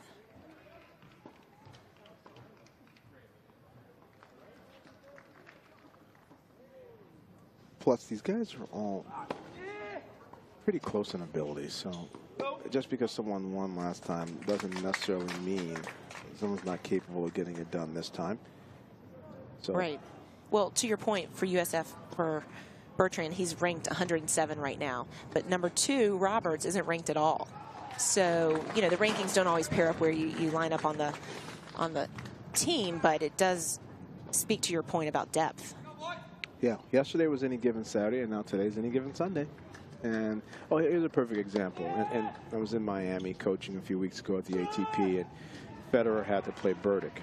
And Federer had been beating Burdick pretty easily several times in a row. So everyone just kind of walked that match over in their minds that Federer's just going to advance. And next thing you know, Burdick has got 2 match points at 6-4 in the third set tiebreaker. And, you know, Federer was really lucky to get away. I mean, players at some point either are going to catch fire or just get tired of getting beat down. I mean, sometimes it's just, you know, obviously a substantial difference maybe in younger ages like with junior tennis. But these guys are all, you know, very good players and very well coached and can step up on a given day. And I think that no ad scoring can be misleading too. You can lose 6-3, 6-2 and have lost 6 no ads, and it really could have been a lot different. Well, and they believe in themselves, right? And that is what's so unique about college tennis. And when you go from junior tennis and you're just playing by yourself, in college they have a team supporting them. So even if they don't believe in themselves, they have psychologists who work with them, coaches that work with them, teammates that work with them.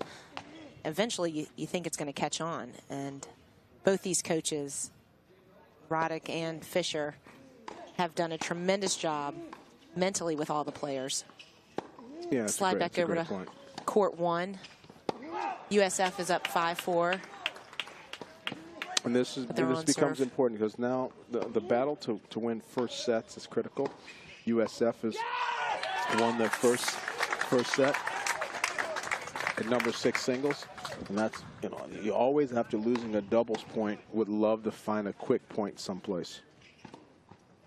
That's a great choice there. Lovett, who's more of an aggressive net player and taking most mid-court balls and approaching, mixes a drop shot there to Gozun's backhand and sort of caught him by surprise. And Gozun was a little slow moving forward on that. He's a big guy. So a lot to carry up to the net. Yeah, that might be a play that we may see again.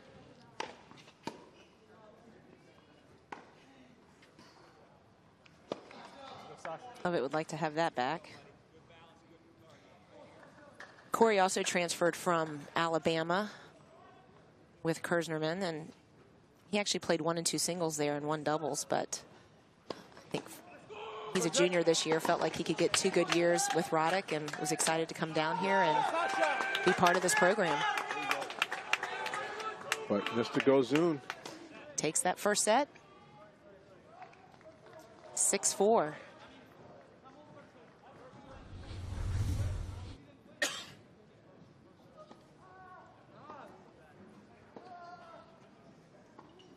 And he's fired up and ready to go and trying to send a message down to the rest of the courts to let them know that he's won the first set. On court 6, they've won the first set as well, USF. So Ashley Fischer needs to flip the script here. And in flipping the script, he's going to have to get some wins from some positions that he didn't get from last time. Gozun is step in the right direction. Let's slide over. Really 1 and 6 because they lost 1 and 6 last time. Right. That's right.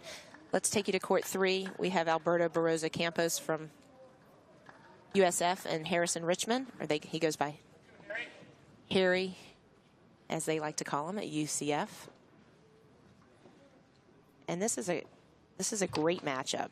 These 2 guys played last time. They did not finish. It was the 3rd set, and it was called because the match was over. But they are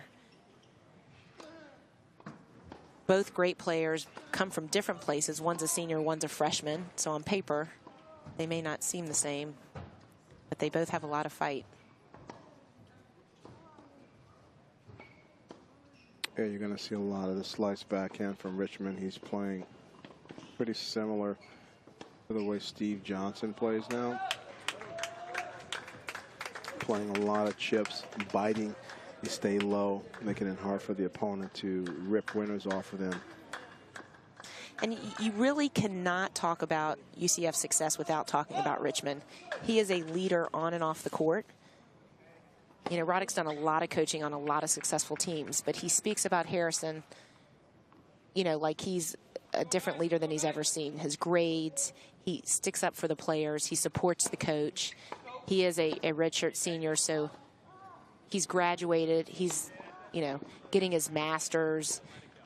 He's been on championship teams at UVA before he transferred. So he's really the whole package.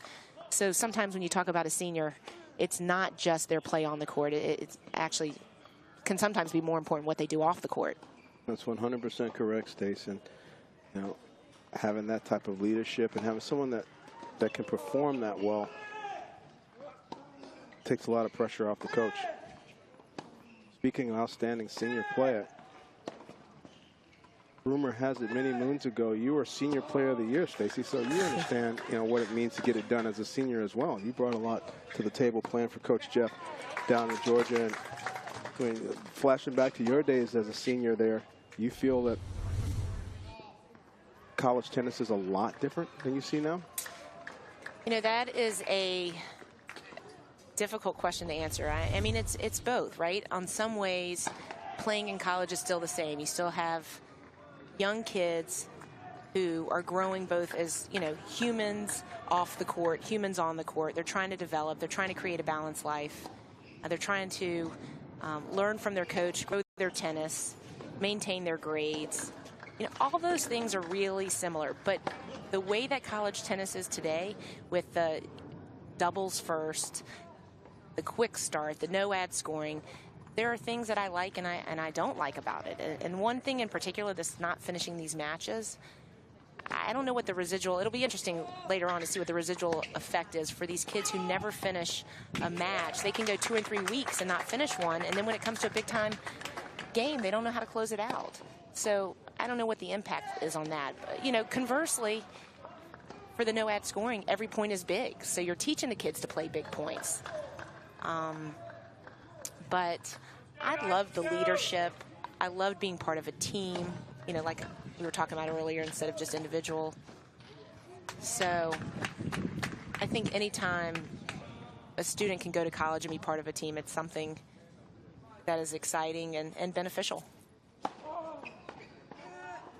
Well, Barroso Campos is helping out Coach Ashley Fisher here, being able to extend the lead and have a break up. He's very comfortable playing this style, so he's sometimes a player that rips and chips a lot can wear on your concentration, but it feels like to me he is just as comfortable playing the style that Richmond's just playing. And neither player has been winning a lot of free points on their serve, so they actually have been getting deep into these rallies, and it'll probably become an issue of movement and execution as this goes on.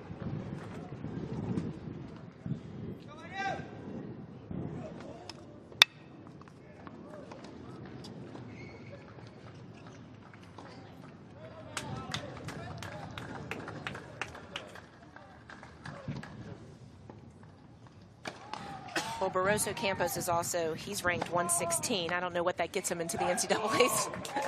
It will not. Correct. I will nonetheless guarantee you that will not get it done.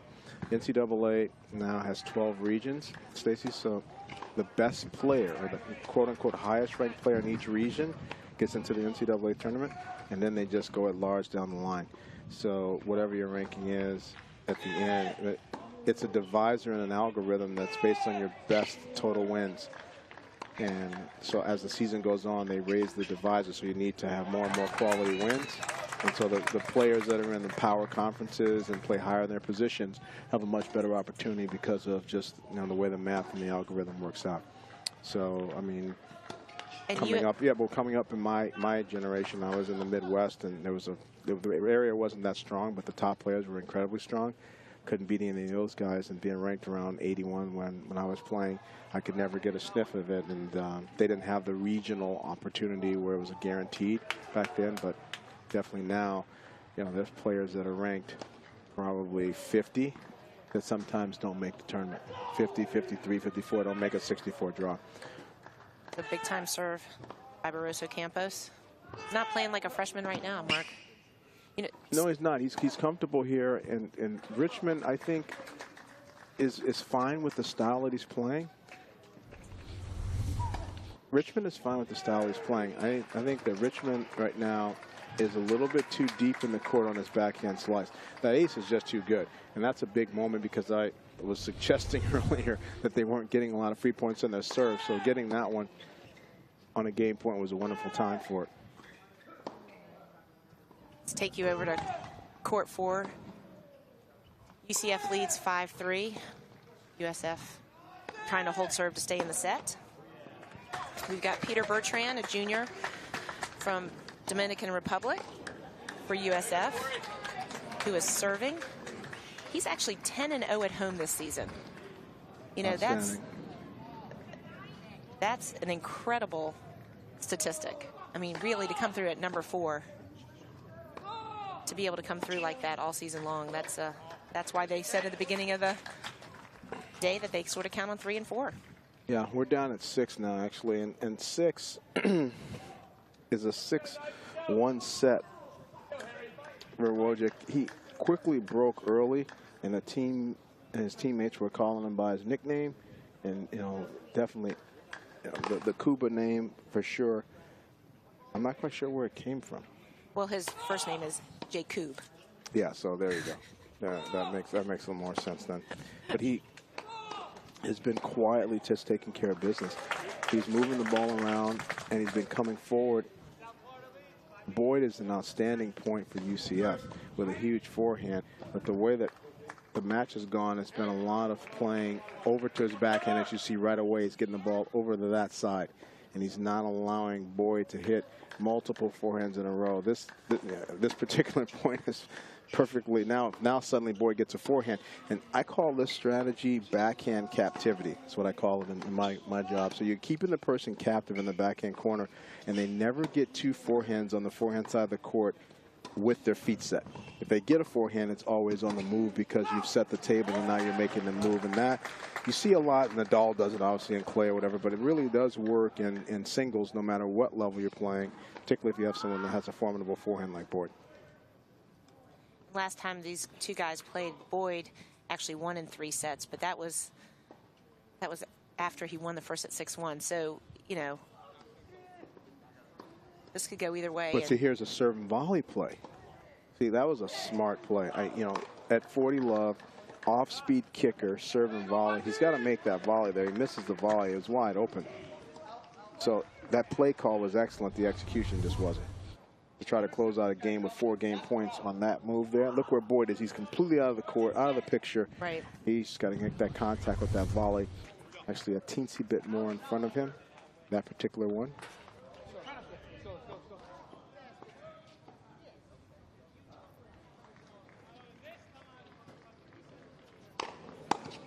There's another free point on the serve, so we're at 2-1. Excellent job so far. And after you've won the first set, I also have a little system, Stacy. I don't know what you did when you played, but I got a lot of systems. But I have one called the 6 stages of a match. Kind of breaks down a tennis match into 6 stages.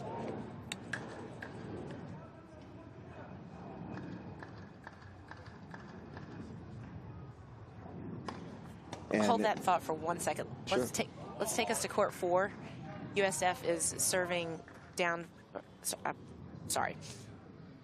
USF is down 4-5. UCF serving for the match for the first set.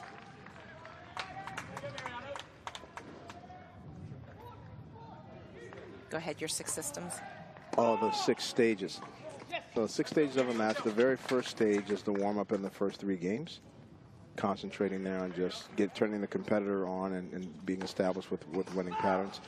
Stage 2 is what I call up a break or down a break. So the middle stages of the first set where someone starts getting a lead and the other person has to sort of come back and work in both mental sides of that.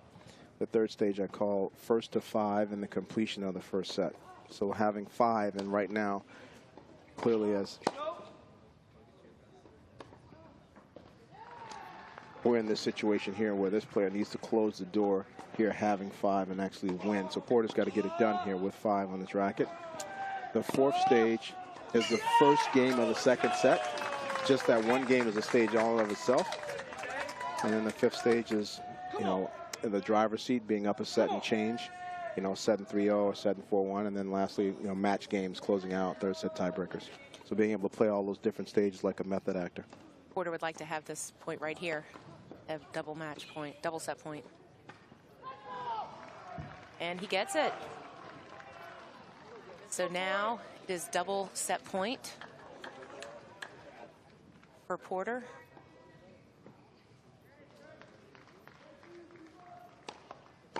I like him going to the towel there, making sure he's taking time, being organized. That's a big difference usually when you watch juniors to professional tennis, but in college tennis, some players don't think it's cool to have the towel back there. Some understand that.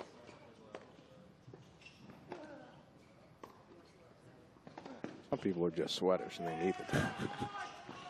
But being able to use it as a pacing mechanism too. Last time these two played, Porter lost 6-4, 7-5. So if he can capture this set right now, he'll be off to a better start.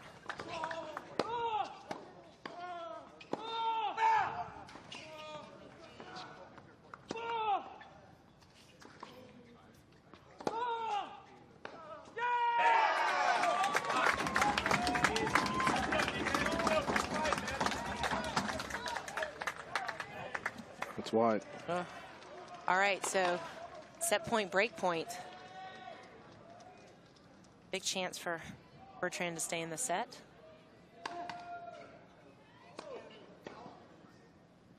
He's actually asking for a fresh towel right now.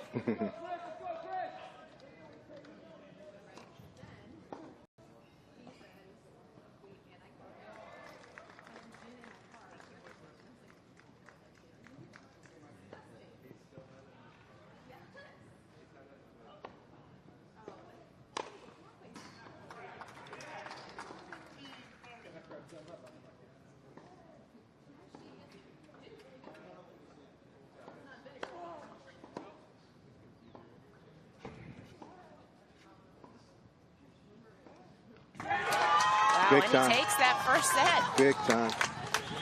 And it was a well-played point. I mean, both guys were disciplined and they stayed focused on the cross-court rally.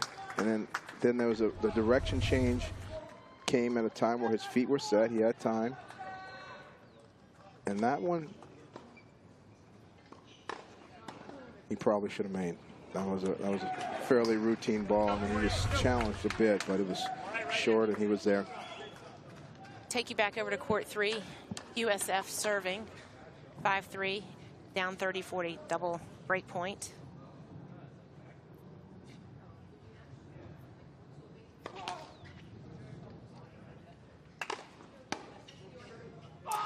Richmond would like to have one of these.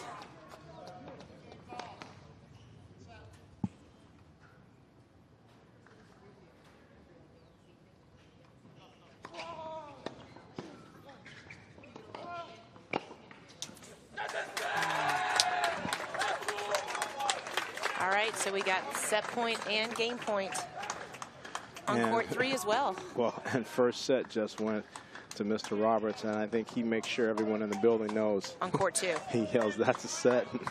Clearly, his teammates can get some energy from that. It's difficult to see the scoreboards as you go down the line here. So if you're more than one court away, you can only see, you know, the court adjacent to you in terms of scoreboard here. But USF has taken the first set on a bunch of courts, so they're still in this and still have a ton of opportunities. Wow, talk about opportunities. That was a blown opportunity. So now USF takes the first set on court 3 as well. So I have a question for you. You know, we were talking about the coaches of both these teams, right? You've got Ashley Fisher, played professional. Jimmy Arias played professional. USF coaches. Let's watch this replay first. Just a slow kicker. Richmond's trying to run around so he doesn't have to hit a backhand, but he's got to go so far with all his weight going backwards, he just mishits the ball. Back to court 1. It is 6-4 USF, 2-all in the second. On serve. Gozun serving to try to get a little bit something going back his way in the second set. But as I was talking about, so you got Jimmy Arias and you have Ashley Fisher coaching for USF. And then for, you know, UCF, you have John Roddick. And those are all three successful tennis players in their own right, not just coaches. And you look at these programs, you know, you've got USF at 24 in the country. You've got UCF at 31 in the country. They've made a name for themselves. How much is that? Now, granted, they're first-time coaches, right? So it's not like they have a history here. But how much of their will to win, ability to win, translates to the players? It definitely does. Players are going to respect the words that come out of your mouth because you were successful from a coaching standpoint or from a playing standpoint. And if it's both, that's just double. And that's what's happening right now. Quickly, these guys are making reputations for themselves that are current. So it's not just what I did in yesteryear, it's what I'm doing now. And so the players are going to respond to that and become, I think, a lot more believing and buying in.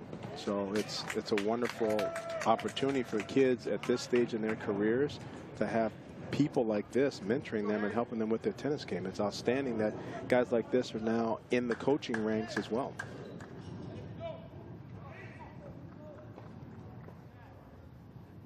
We're watching court 5 right now. Oh, UCF not happy with that play. So USF is up 6-4, 1-0, just broke. And Kaluzhny is using whatever he has left in the tank as a senior and whatever he has left in the tank from yelling and screaming all week. And he's bringing it. Yeah. The battle of the scoreboard is now heavily in USF's favor for these first sets. All right, back to court 1. On serve in the second set.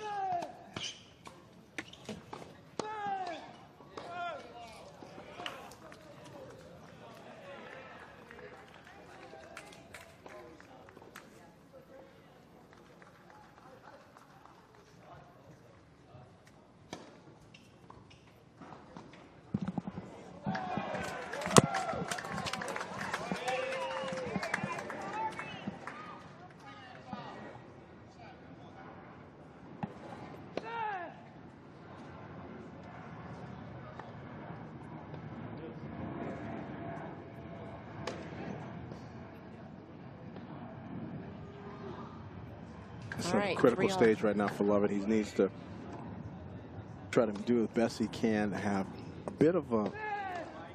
Goes in. Huh? Lovett needs to try to make a comeback here. He needs to try to make sure that he is doing the best that he can in terms of breaking out and trying to put some score on the scoreboard that could make it look like this could go to a split. Gozun is starting to sniff the finish line here as he's connecting serves and first shot forehands at will. Lovett has been a front runner. It's been one of the first guys off the court all tournament long for UCF, and now he finds himself not just, you know, down a set, but a couple games away from losing, so he's going to have to dig deep at this moment.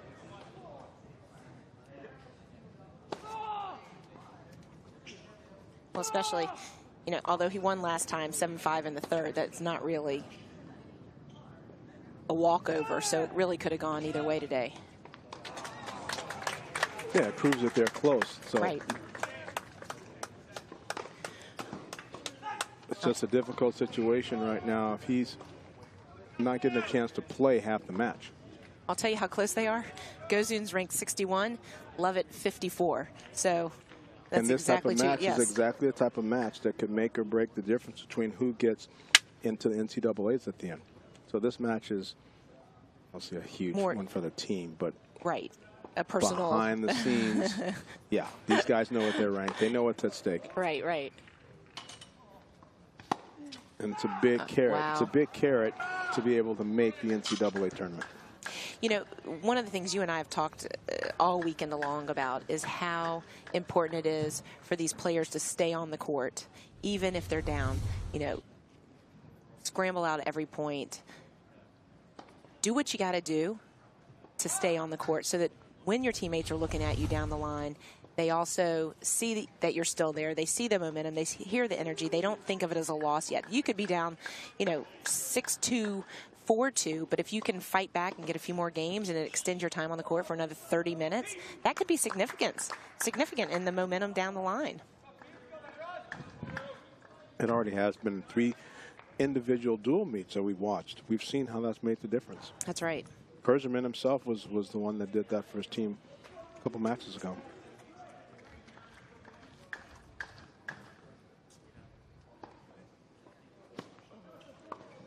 Court 5 right now. 6-4-2-0 USF leading.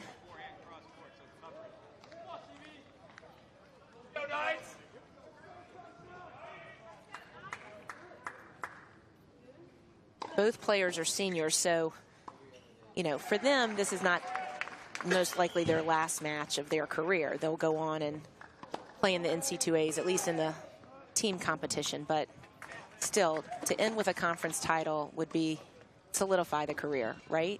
Especially USF going for 4, but UCF to come home with their first one during, you know, his time spent here is something he'll always remember. Yeah, I agree. And that last play, as you're making that comment, how quickly Kaluzny was able to come in and stick that backhand volley. It's just his 0 to 60 and an ability to get from the baseline to the net is really impressive, and something that I'd like to see more of in college tennis. They may not necessarily change the baseline style, but to just have that sense of closing speed. Like here, he just comes out of nowhere, and then now it's done. That's great. He can just sneak at any moment and actually finish. Such a positive aspect to being able to play the midcourt. And that, you know, his footwork makes that, you know, also easier for him than other players, you know, to be able to come in and chip and charge. I just think it's recognition. When I'm in practice, Stacey, I'm giving extra 2 points for this and 3 points for that and trying to motivate and encourage people to do things and change their behavior with the actual reward system, you know? And once you see that and you do it a few times, you start actually just doing it all the time. It can really become something that you can build. I just think it's harder if someone's played 6-7 years of successful tennis not doing it and then integrating it in college. I don't see that as much.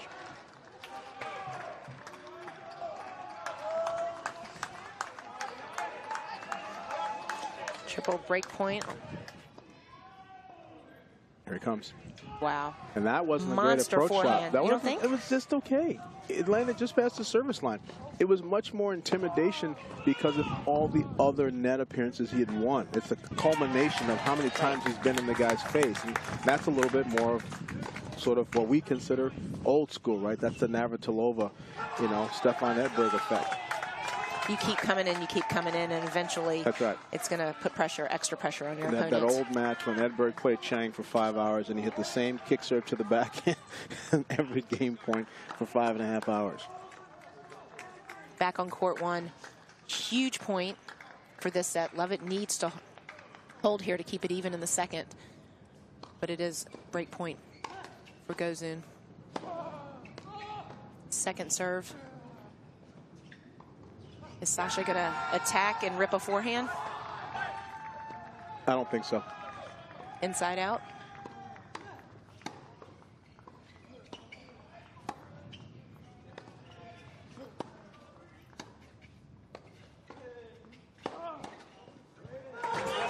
There's your forehand. Yeah, but more importantly, he backed off on the first shot, got the return down the middle, then hit to a big target, then drew one that he liked, and then went for, like, he's showing some discipline before he goes for the knockout. Look at where Lovett is. pretty deep in the court. And then there goes Zuniz right on top of the baseline where he wants to be with the ball in his strike zone. He has the right to go for that shot because the stars are lined up. Well, and Arias loves that. He's been working with him all season on understanding that you can't win a point just in 2 shots every single time. Be patient, work the point, open the court, and then go for your winner. And he's responded. And Arias is top 5 in the world, one of the best forehands in the world. So if anybody knows it and knows how to teach forehand management and weaponry, Jimmy should.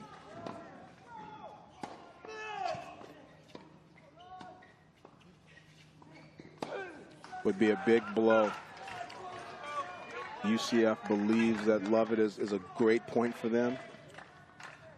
And to take them down. And right now you're seeing the scoreboard starting to quickly get away from Central Florida. I was talking to Jimmy the other day. We both were at voluntaries together in juniors, and I asked him if he even had a backhand yet. That's how good his forehand was. That's funny.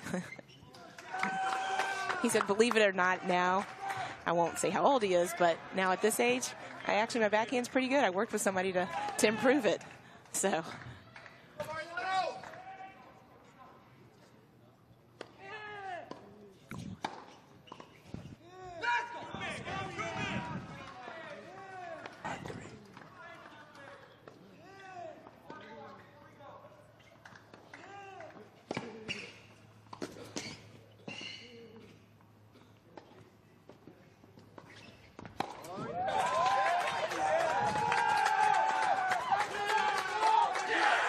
There it is. All right, and we have the first point for USF. 6-4, 6-3. Gozun gets them on the board, and that might be actually the energy they need and the momentum. It's not just a point. It's a big point. It's huge. A position that Coach Roddick wanted to win. He's a big kicker, and that serve had so much action on it, made a huge difference. And now we actually have down at number 6 singles a player that's in match game as well, so we may need to shift over there soon. Wojcik for USF is up 6-1, 5-3 against Boyd. This too is a huge match. That would get a 2nd point for USF. And let's remember, both court won.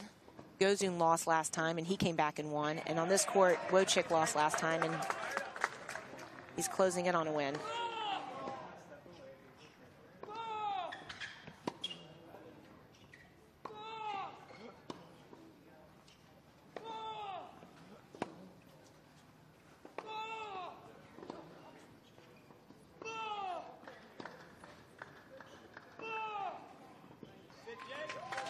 There's a lot of pride on the table for this match. You know, we talked at the beginning sort of about the war on I-4 and the recruiting, but, you know, I mean, these schools are fighting for a lot of the same thing. Also, USF, you know, they have their own facility, but there's got to be a little jealousy that these are UCF's home courts. Yeah, and they're getting to play it. But it's common to have a conference tournament on someone's home court. It usually shifts around. I think that it'll be interesting to see in future if this becomes a normal site for this tournament, as it's a well-deserving site, but then it's also a bit of a home court advantage. How they manage the administration behind where the conference tournament is held, because you know you want a quality event for all the players, but at the same time you don't necessarily want to give one team, you know, an extended advantage. So it's really a double-edged sword. Can't have a better place here. Just, you know, now you're starting to see more crowd come in. People coming for lunch, people coming from practicing. It's just an amazing amount of programming. When I first saw the landscaping and the amount of courts here, my biggest question was going to be programming. And Tim Cass, who's a former director, coach, and obviously a director at Texas A&M, has just done an amazing job of keeping tournaments and programming and activity here. Game point for Boyd to stay in the set.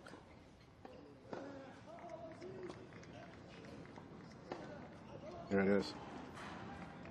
So he breaks Wojcik at love, which is a big statement. Yeah. Because now he gets an opportunity to try to knock this thing back up again. And well, Boyd comes by his athletics naturally. His grandfather actually was USC's basketball coach from 67 to 79, and then his uncle played basketball at USC, and he's got a brother, JP, who played tennis at San Diego. So it's amazing. There's good genes in that family. Nice gene pool. Let's bounce over to court 4. Wind picking up a little bit. As you'll see, that ball just stood up.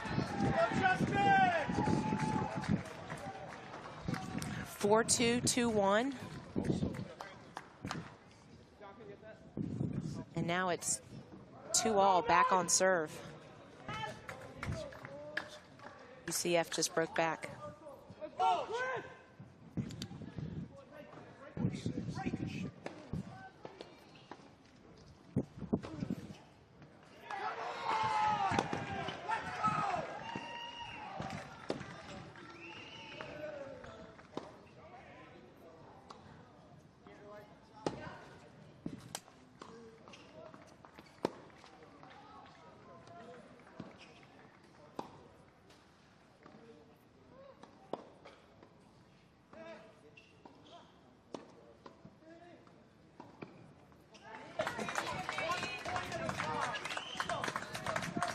So right now Boyd has the wind at his back, and he makes the unforced error to start this game. So now he is serving at love 15 here, and he needs this game if he's well, but that first point isn't just a big momentum shift right away.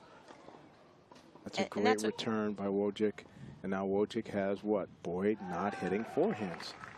There's Boyd getting a chance to hit his forehand. That's what he wants.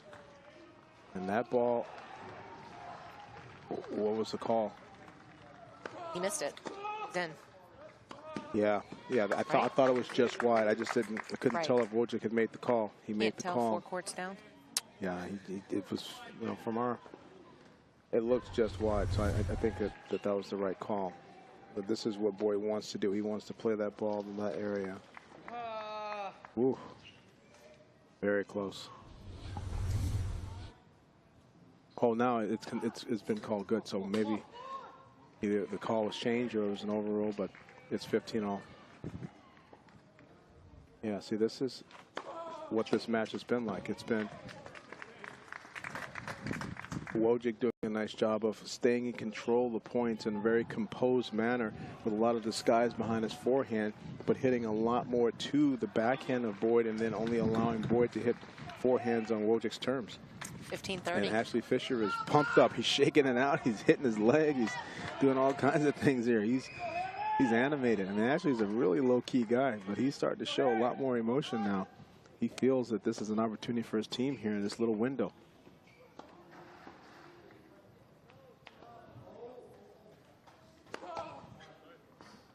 Wojcik not playing like a freshman. Oh, my goodness. Let court double fault. Oh, for double match point. That's right. Put USF, give them an opportunity for a second point on the board. Yeah, but to have break finish this type of match, it just shows you how significant winning that first point is. It just starts that lifeline of confidence and feel good.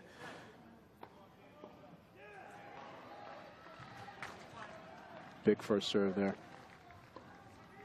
Still 2 more match points in this format.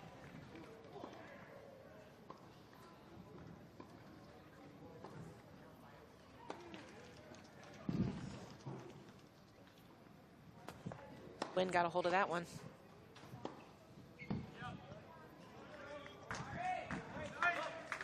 If I'm Wojcik, if I'm his coach right now, I'm saying step in and catch it early before the wind takes a hold of it. Yeah, that's true. And Boyd's trying to really kick it well, too. That's a good return. And now he's got the forehand with time and right into the Boyd backhand. I mean, it's just been a great, in my opinion, he's just been really organized. He missed that. That's the one he wants. Yes. And he just missed it. Overcooked it. He couldn't ask for it. He's inside the court with a forehand with time and a lane to go into the inside, and he just was a half a step too far away from the ball, and that is about 4 inches wide. And this is why I love college tennis. The number 6 point is just as important as the number 1 point. That's right, but boy, there's these last 2 match points here he's had now. And he loses that. What a shift right there. That is a big difference between South Florida having a point on the board and now this match being who knows what. Boyd won 6-3 in the third last time they played, so there was some ebb and flow. But boy, it felt like Wojcik was going to get that done there, and to no avail. Clock's going to thicken. On court 2 right now, USF is up 6-4, 4-0. Roberts has really taken control of this match. And on court 3, USF is up 6-3, but down 3-0.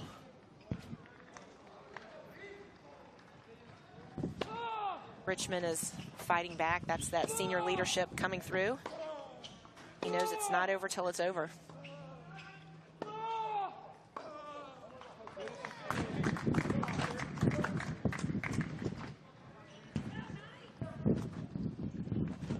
Yeah, number 5 singles is a tricky position right now. Barros has been down a set in 4-0, and now he has a chance here. Triple break point to take that 4-0 and make it a 4-2. He's trying to claw his way back in. And to your comment, Stacy, about keeping the point hot, keeping it alive as long as possible until things might be able to turn for your teammates.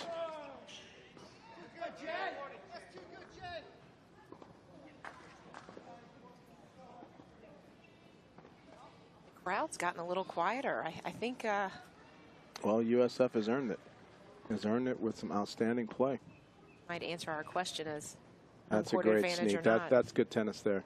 Excellent setup. One big time overhead. Outstanding low volley and great positioning for the overhead.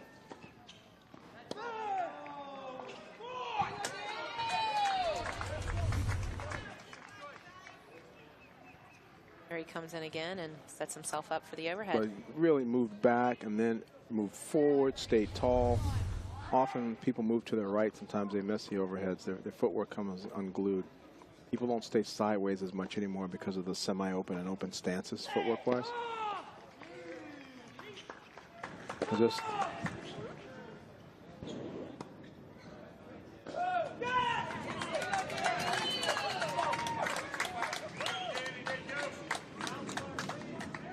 this is a big moment here. See if he can claw his way back to a no-ad point in this game. Here comes the sneak. The volley is just okay, but that volley is very good. Kaluzny definitely wants to finish at the net. He wants to set the table and then eat inside the service box, and he's doing such a wonderful job here. That is... It's an exclamation mark on that one. Well, he played it safe. I mean, he sort of just put it in the middle. A lot of times guys will get passed on that, but he has the net confidence to stay in the right positions and cover. Lots of players are up there, but they don't really believe in themselves and they get passed on the next ball. He's earned the respect of Barros with all the volley competency he's shown this match. So now this is just another one of those enormous no-ad points that's been happening all down the line here. A couple big ones going UCF ways in the last 2 minutes. One at 2. One at 6, and now here this one comes at 5. Out wide, smart, opens up the space to volley into. Boy, that is big time tennis, man. Not just executing, but being able to make that statement. So just as they struggle at 6 to close out, Kaluzny's trying to show that he's going to get the job done for the Bulls. That's right.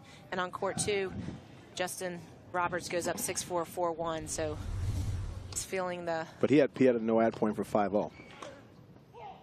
There was a no-ad point for 5-0. 5-0 and 4-1 is a big deal, especially with Mr. Kurzman. Yeah, he's not going away. He's scrappy.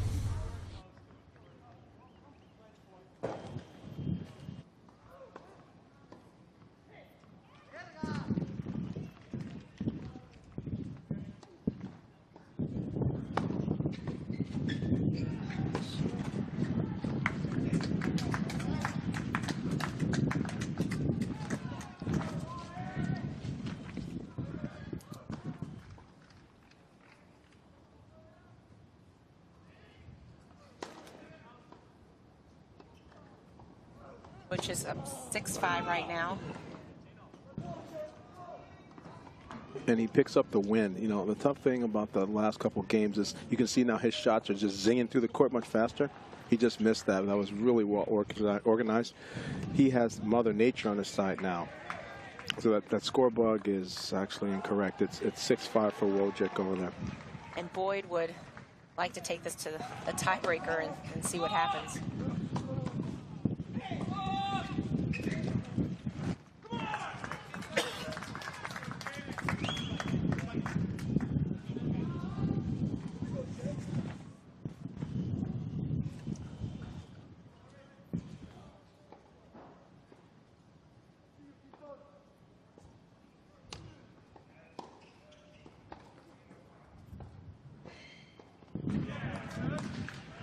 Oh, wow.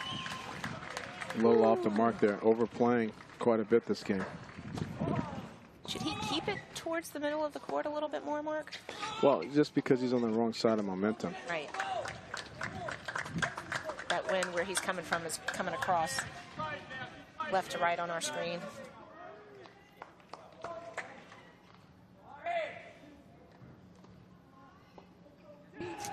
Yeah, that's just not a good game. Well, got a tiebreaker on court 6 to either clinch the match, take this to point.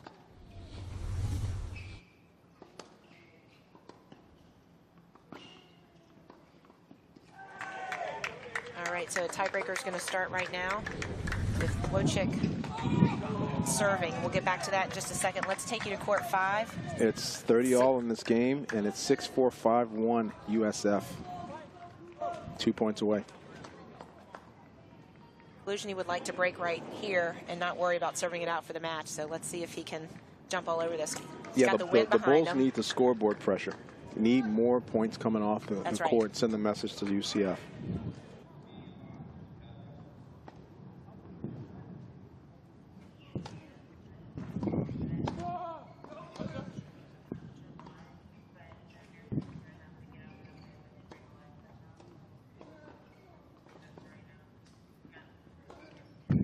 Sneaking in. That's some great defense. That was a big-time forehand by Barros. He did everything right. He hit a big shot into his one-hander. He snuck in, but that was just a great athletic get and measured it well. You know, he got that ball back down. Sort of an old lost art. Indeed. With all this power, you don't see much of that these days. So 40-30. 30-40, Sorry, double match point. Double match point, thank you. Big serve, he gets it back. Here comes the net appearance to the backhand, and he sticks the volley. Oh, Kaluzhny runs it down. Oh, just long. All right, so we got another match point or to hold serve.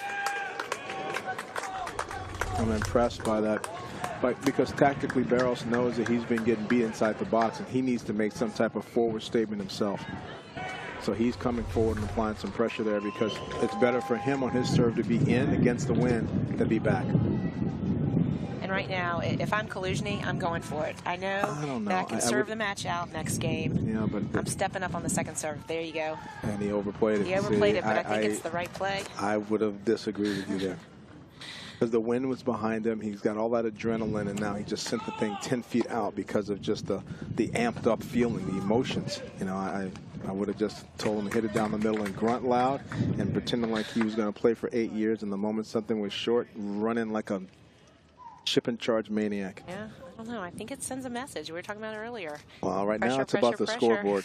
Right now it's USF having 5 and not winning sets, and that's the wrong message. All right, we're going to see how this plays out. Let's take you back to court 6. They're in the tiebreaker.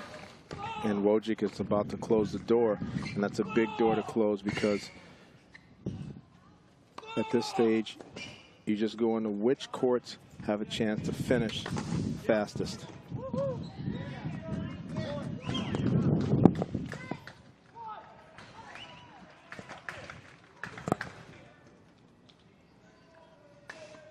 (3-1) here.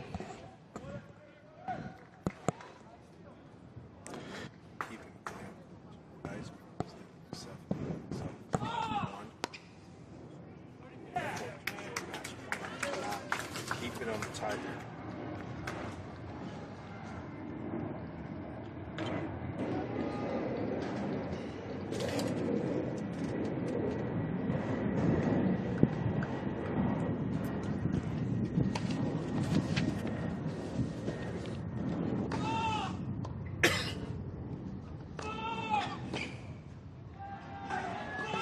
All right, Boyd hoping to hold serve here to well, it's smart. keep it 3-all. He's doing a good job of taking a little bit off the first serve and just getting it into the backhand there.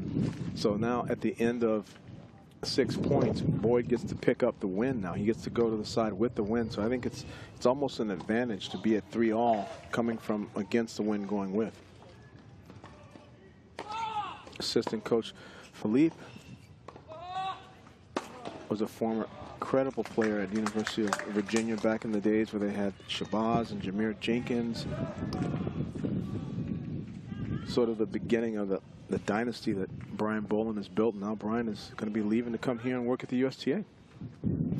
Just recently That's accepted right. the position. And yeah, I think Congratulations to June him. 1st, yeah, I think June 1st he starts as director of men's tennis. Last I heard, they had not filled that position. Although I got to imagine it's a pretty sought-out job. I would imagine they're going to interview people for quite some time, and maybe that person would be maybe a July 1 hire if they take as much time as they need. It's a big-time program that Brian's building. He just can't.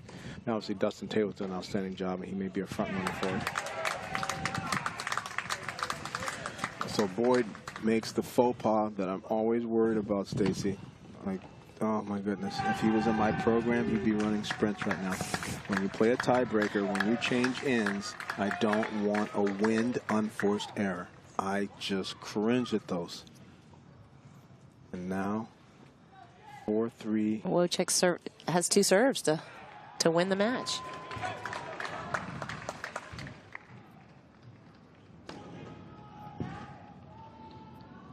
That was long. No, he made an unforced error on the front, so now it's 4-all. I feel the tension building up here. Kaluzny closed it out. He took a 6-4, 6-2 win at number 5. That's big for him. He lost last time 6-3, 7-6. So USF now has another point on the board. We'll get back to the score in just a second. Oh. I'm not a favor of that inside-in forehand choice. Go in the high part of the net. Yeah, no. Well, high part of the net's one thing.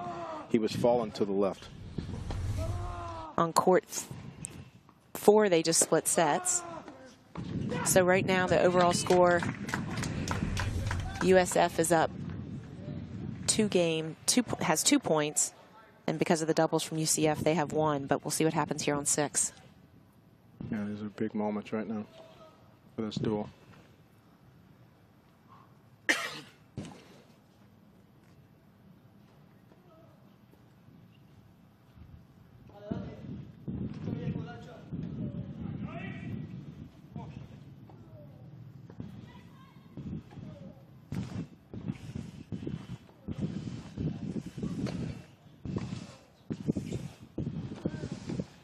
Oh, that's big. That's great defense. I mean, that is good quality footwork and shot execution from...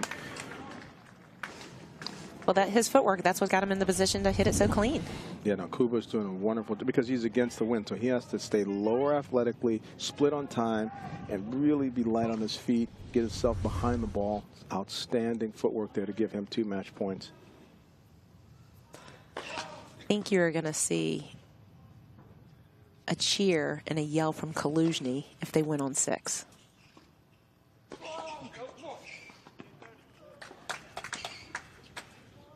And that's why, oh my God, he called it good. It looked like he wasn't sure. All right, you be the judge here. Wait a minute, let's see. Oh my goodness. It felt 2 inches wide. It's great sportsmanship, though. But I'm sure if it was, it would have been called out. I think you like to see that, though. I mean, if it's really close and he wasn't sure, if it was on the outside, that he gave the call. So you know, much better. He has a much better look at it than I do. So a 6 is closing down to match point potentially. So is court 2. Roberts is up 6-4, 5-2 now, volley. 30 all. Serve and volley. And the top Oh spin lob my is goodness, in. it went he in. Doesn't play the top spin lob. He's in perfect position and he lets it go. But Boyd did an excellent job of doing it over his backhand. That's a hard shot to hit, a high backhand. OMG in text language, people. He just turned his back. He could have made a play on it. You got to jump. And he's not a short guy. He's 6'1", Wojcik. He could have jumped for that. He thought with the wind at his back that maybe Boyd had overcooked it.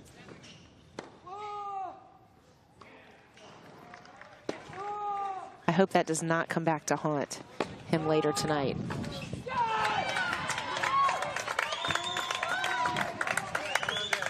This is just outstanding. 5 minutes for UCF. Kurzeman is battling like a dog at 2, down a set in 5-2, and now he has double break point. And Boyd has saved. He's up 5-2 in the second to split. Oh, wrong court. I'm sorry. Boyd You're right. has saved multiple match points here.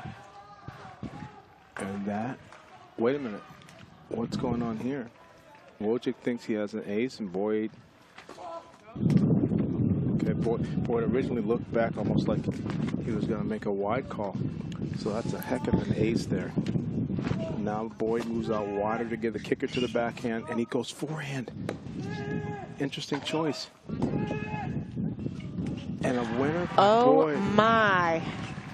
This is absolute pandemonium. And Kurzeman holds on again at 2 to win his game. So now it's 5-3 at 2. And let's not forget that Roberts had a chance to go at 5-0.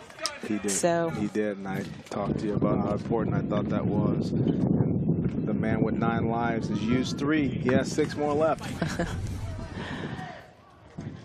You got to dig deep in your tank right now. And this is just. This is what college tennis is about, Mark. Yeah, this is beyond huge right now. 7 all.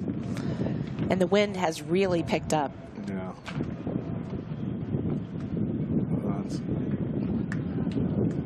These guys have got to be smart with their choices now.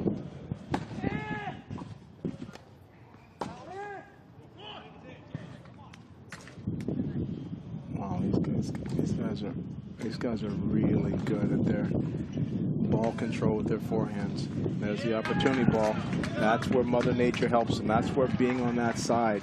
Like they both are doing a nice job, but Wojcik's ball's just getting through the court a little quicker. It's wind aided. It's easy to miss it, but it gets steam if you can hit it with enough authority to keep the top spin on it. All right, so Wojcik's going to serve it out. He's got the mini break to win, hopefully another point for USF.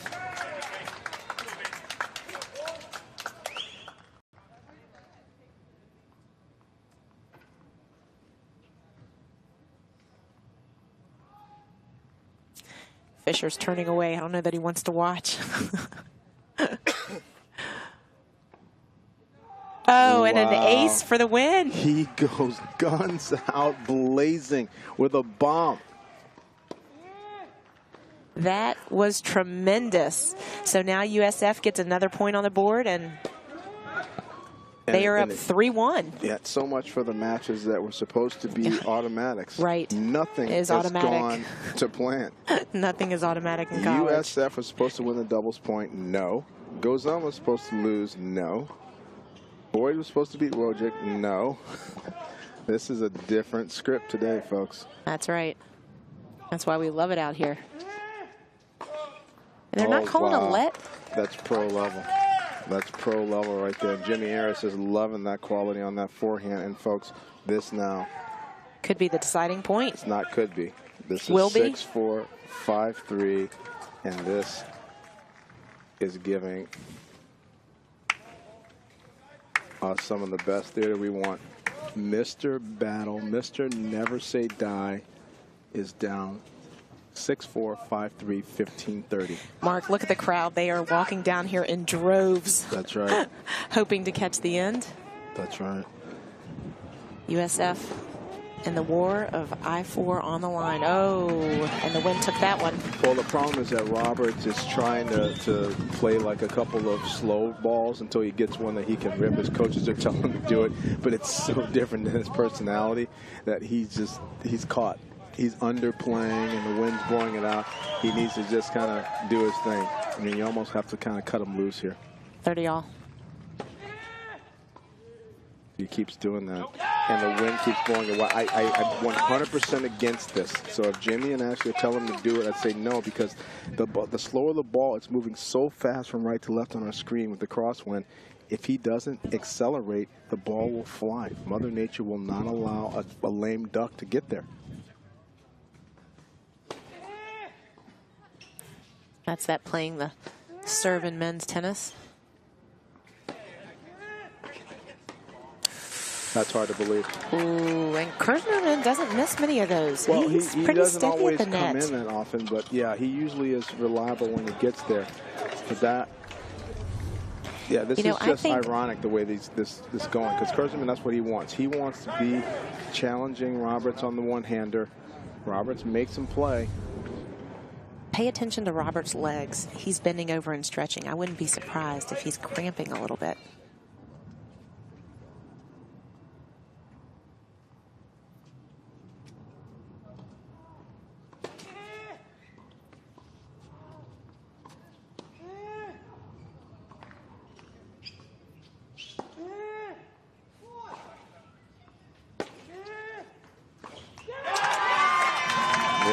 Wow. Mr. Fight. And so Roberts has a good look at the forehand, decides to try to go big. The crosswind blows the ball into his body just a teensy bit. And Kirchnerman's the kind of guy, he feeds off energy. This is going to get him pumped up. He knows how important it is. He knows it's crucial. And we're in the third set at both 3 and 4, which are supposed to be positions that historically USF That's right. have owned, but not today. Yeah, you know what? Arias is putting a towel around Roberts' neck, so I think there's a little physical situation going on right now. But he is serving. He was up 5-1, though. I mean, that could have been 5-0. Exactly. He's been up for 40 minutes, and he's still playing. Right. That's the problem with this. And what I don't like about that last game is he wasted 2 points playing out of character, trying to do things that are not even part of his traditional skill set or emotionally where his confidence lies. He was trying to tactically do something that the coaches suggested that he did, and then all of a sudden it's time for him to close out with that one big forehand. He hadn't hit one in a while. Right. But that's what's great about college tennis, right? It's not timed. It's not going to end at 60 minutes. We'll play till we and stay out here as long as we have to. That's right.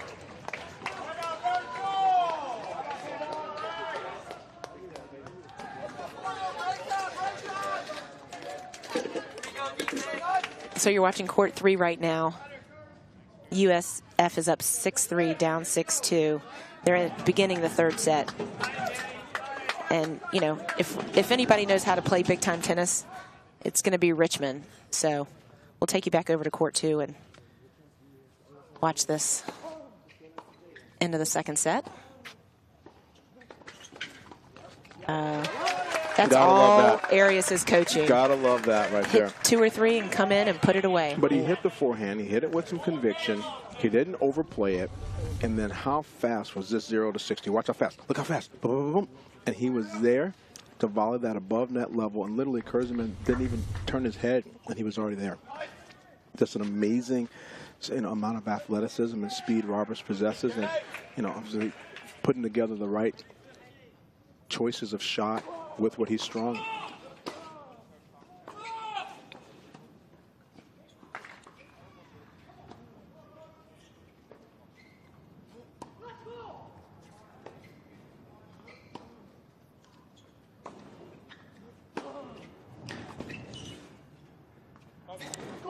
Huge forehand.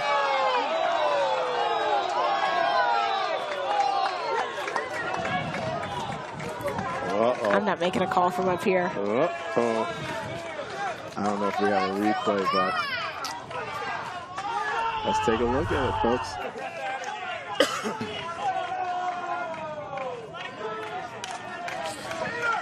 Mark? That one.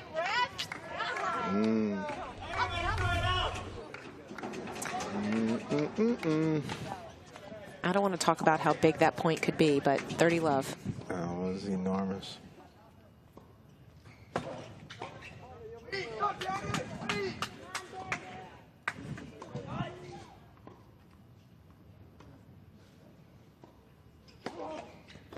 Oh, you got to play that. See, this is his game. See, this that's is great his game. hands. This is his game. This is his game. Now he's being ridiculous with a little bit of gamesmanship. But the point is that that's how he plays. And so that last game of him hitting moonballs and trying to do that, it's just not his thing. He just hit a pro-level shot, but he's in his element, so he's not thinking. Right. And that's where we talk about college coaching on the side, right? I am sure Arias pulled him over, talked to him about him playing his game, getting his head back in it, and going for it. It also helps to be against the wind, knowing you can just jack. No doubt. It's probably not going to go long. Like that's a sense of calm that helps you. No doubt. But if he's in junior tennis or pro tennis and he's got to figure that out himself, he may not be able to. Excellent point. Excellent point.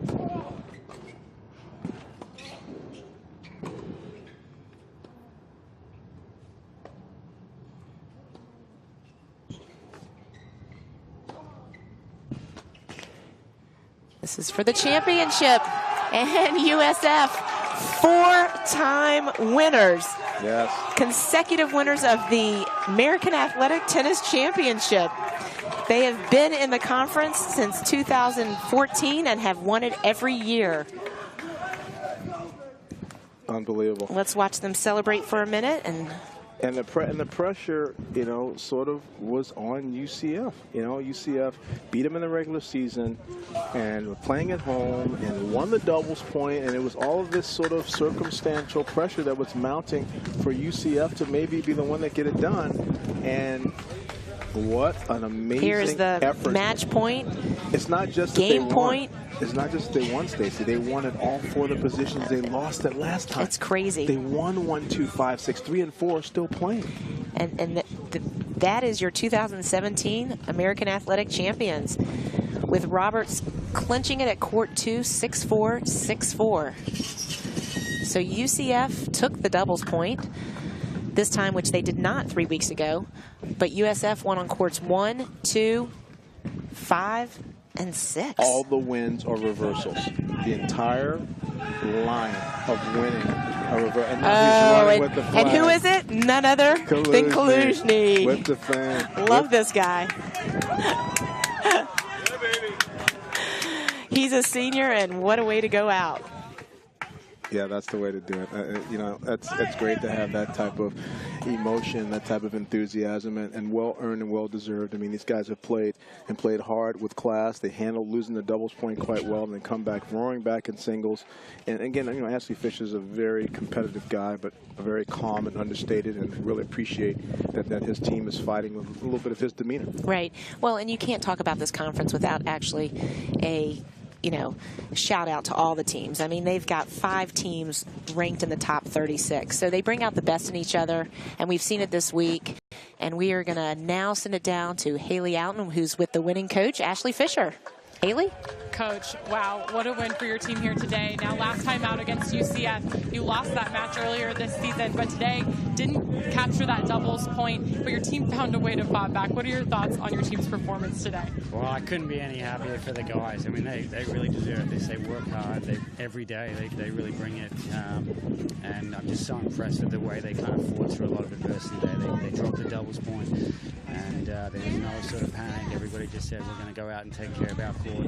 And the guys really did a great job of kind of managing the ebbs and flows of the match and coming out on top. A lot of individual battles out here, and Justin Roberts here on 2 at the end battled that one out. How are you kind of helping coach him through that to capture this championship? Well, I wasn't on that court, fortunately, but I dealt with something at 6. We had 4 match points. We were 6-1, 5-2 up, and it got back to a tie break. And but we knew that's kind of the MO of the Knights, that they really fight hard, they battle hard, they extend matches. So we knew that was going to kind of be a key today. And they did a good job of sort of out-battling us when they beat us. So we just kind kind of knew to expect that, and we were able just to stay calm and sort of, fight through those difficult times. Yesterday we talked about the legacy of this program and possibly the pressure of winning every single American championship and what that would mean for today. But for your two seniors that have won every year and for the couple of years that you have been a part of this program, what does this one mean to you as your first year as the head coach at USF? Well, that's special. I mean, for Vadim and Sash to have 4 conference championships, that really speaks volumes to their sort of individual efforts and the way they've turned this program around. USF wasn't on the map 4 years ago, and so I inherited a really good program, and sort of the onus was on me to carry on with that winning tradition. But I can't do it. It's not about me. I can't do it without the guys. They work hard, and they really deserve all the credit. Thanks a lot, Coach. Congratulations and best of luck in the NCAAs. Thanks a lot, Haley. Thanks a lot, Stacy. Thanks, Haley. When we come back, we will have the trophy presentation. You're watching the American Digital Network. We are American. The conference of opportunity. The opportunity to chase dreams. The opportunity to make your mark and change the game. Because that's power. We are power.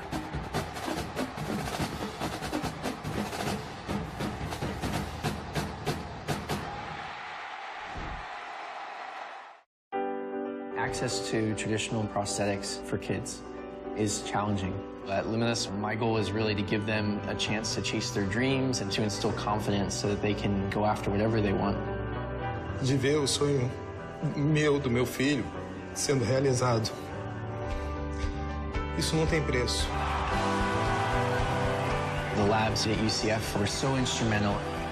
I couldn't be in a better place. This is where I call my home. The University of South Florida is a regional powerhouse with global significance, leading advances that are changing the world. Now a leader among the nation's universities in research, healthcare, and just being cool. The place where young men and women train to become the best. This is where the Bulls run.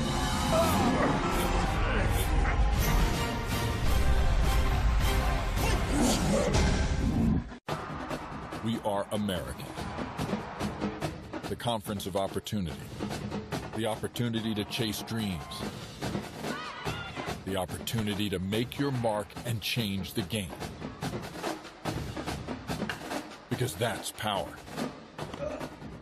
We are power.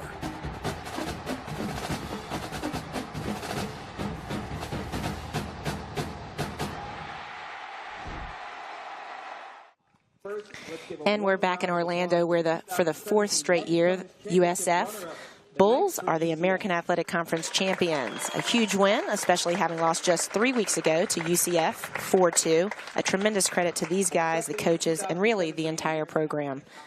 Let's send it down to the trophy presentation. Captain and senior Harrison Richmond, senior Chris Barris, and senior Mariana Porter.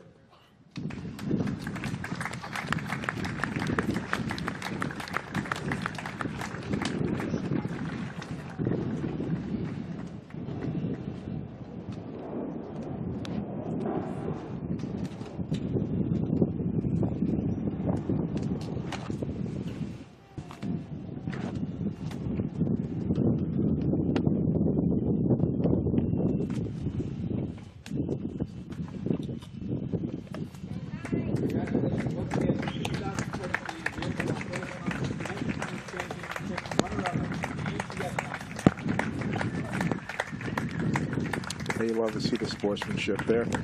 Obviously, the teams yesterday exhibited a great amount of that, with Tulsa standing there with great attitudes and great dispositions, clapping for USF women, and so it's a clean sweep for USF this year. American Athletic Conference men's tennis champion, the Bulls from USF. They've heard that 4 years in a row.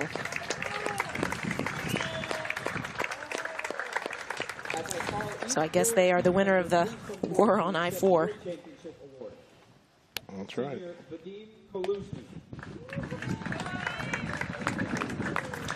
A senior, a great career here at USF.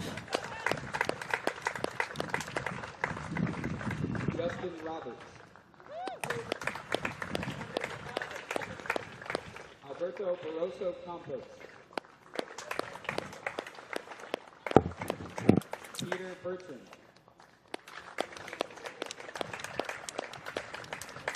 Who do you think deserves player of the tournament? It's quite difficult for this because some of the guys that did well here in the match today weren't some of the guys that have done a lot of the heavy lifting before, so they may heavily weigh today's performance, and if so, then maybe Roberts gets it, but it just depends on how they do that. And head coach Ashley Fisher. A job well done today by him and Jimmy. Yeah, they've been very low-key about it and handled it well, and definitely not the way they drew it up on the chalkboard, but it just doesn't matter. It just shows you how important, the team aspect of it is. It's great that his kids are here to share in this experience.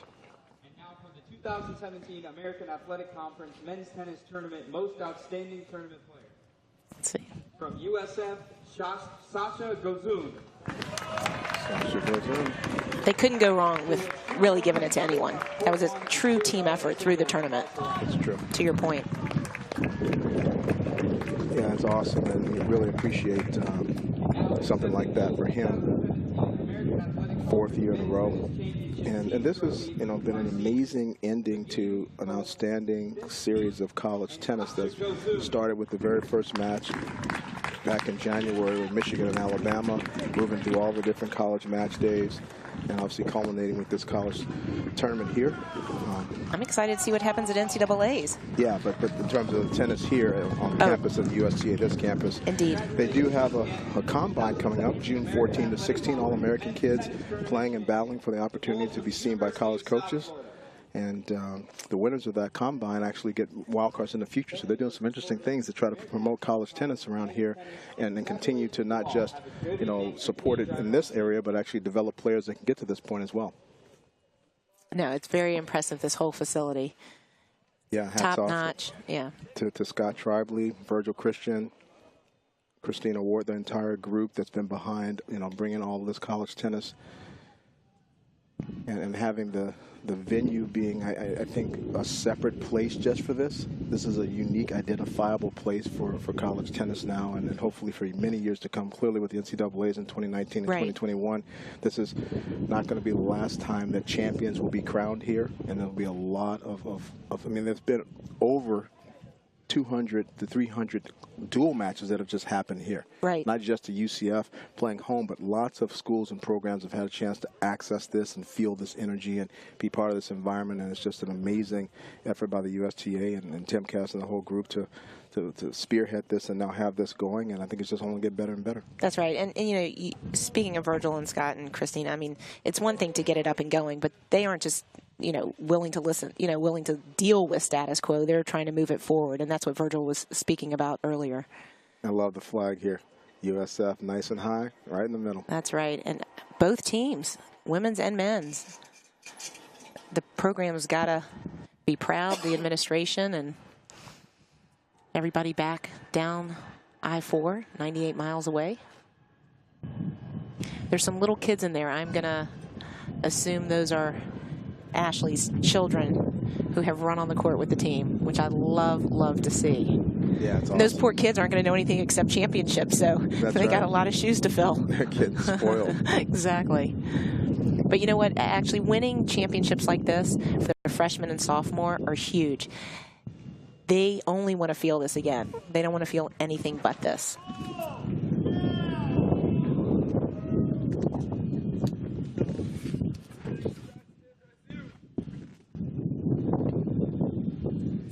I think we're going to have Haley speak to the outstanding player, Sasha Gozun, in just a minute.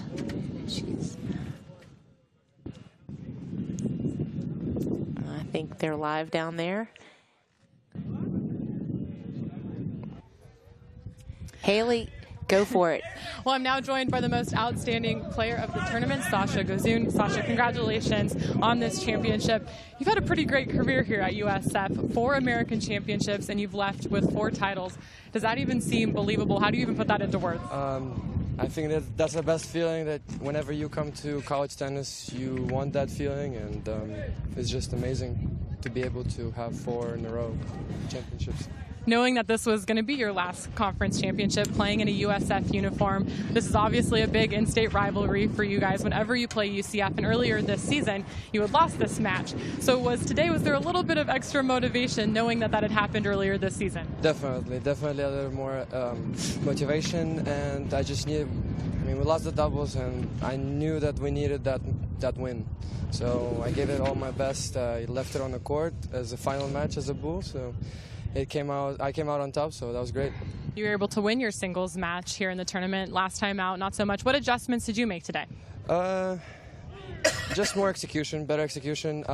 Last time we came like a day before the match and I didn't get adjusted to the courts, but this time I got adjusted to the courts well, played a few matches, and that's what happened. It really helped me. Coach Fisher, he's in his second year here with the program, so he wasn't exactly a new coach for you all, but his first year as a head coach. What has been so great about winning this championship for him and just playing for him this year? I think it's a great accomplishment for him. He came from the tour to try to help us out as assistant last year, and we won the conference, and him being a head coach now, winning another conference, proves that he has the knowledge, and he really very helpful for us. And it's a great feeling for him. I'm excited for him to do great in the future, and best of luck. Thanks a lot, Sasha. Congratulations and best of luck in the NCAAs. Thank you. Thank you very much. Stacey? Thanks, Haley. Well, Mark, Coach Fisher can no longer say it's Matt Hill's team that he inherited. He's got to go with the fact that he's done something special here. He and Arias together have created something that these guys want to win for. Yeah, that's right. But Matt Hill really did build his house, and credit to Matt today, wherever he is. Hopefully he's watching and enjoying that. And they didn't give Ashley the Gatorade bath that they gave Matt, but I think Ashley's happy to take the win. And I think he and Jimmy are going to build something great here because they get along and they have a great rapport, and clearly the players are doing that. So hopefully, there'll be a lot more championships for this. But hats off to John Roddick and what he's done already, and deserves a lot of credit as well. That's right. Well, congratulations again to the 2017 American Athletic Conference men's tennis champions, USF winning their 4th consecutive conference title. It was a fun weekend, Mark. USF taking home both the women's and men's championship. An outstanding week for this program. We wish the best of luck to them and all of the American teams who will be competing in a couple weeks in the NC2As. For the 4th straight year, Ashley Fisher and his team take home the crown. And as they win 4-1 over UCF, they can now claim the bragging rights as the winner of the war on I-4. So for Mark Bay, Haley Outen, and the rest of the crew down here in Orlando, it's been a fantastic weekend of tennis. 2 great champions to show for it. And I'm Stacey Shefflin. Thanks for watching.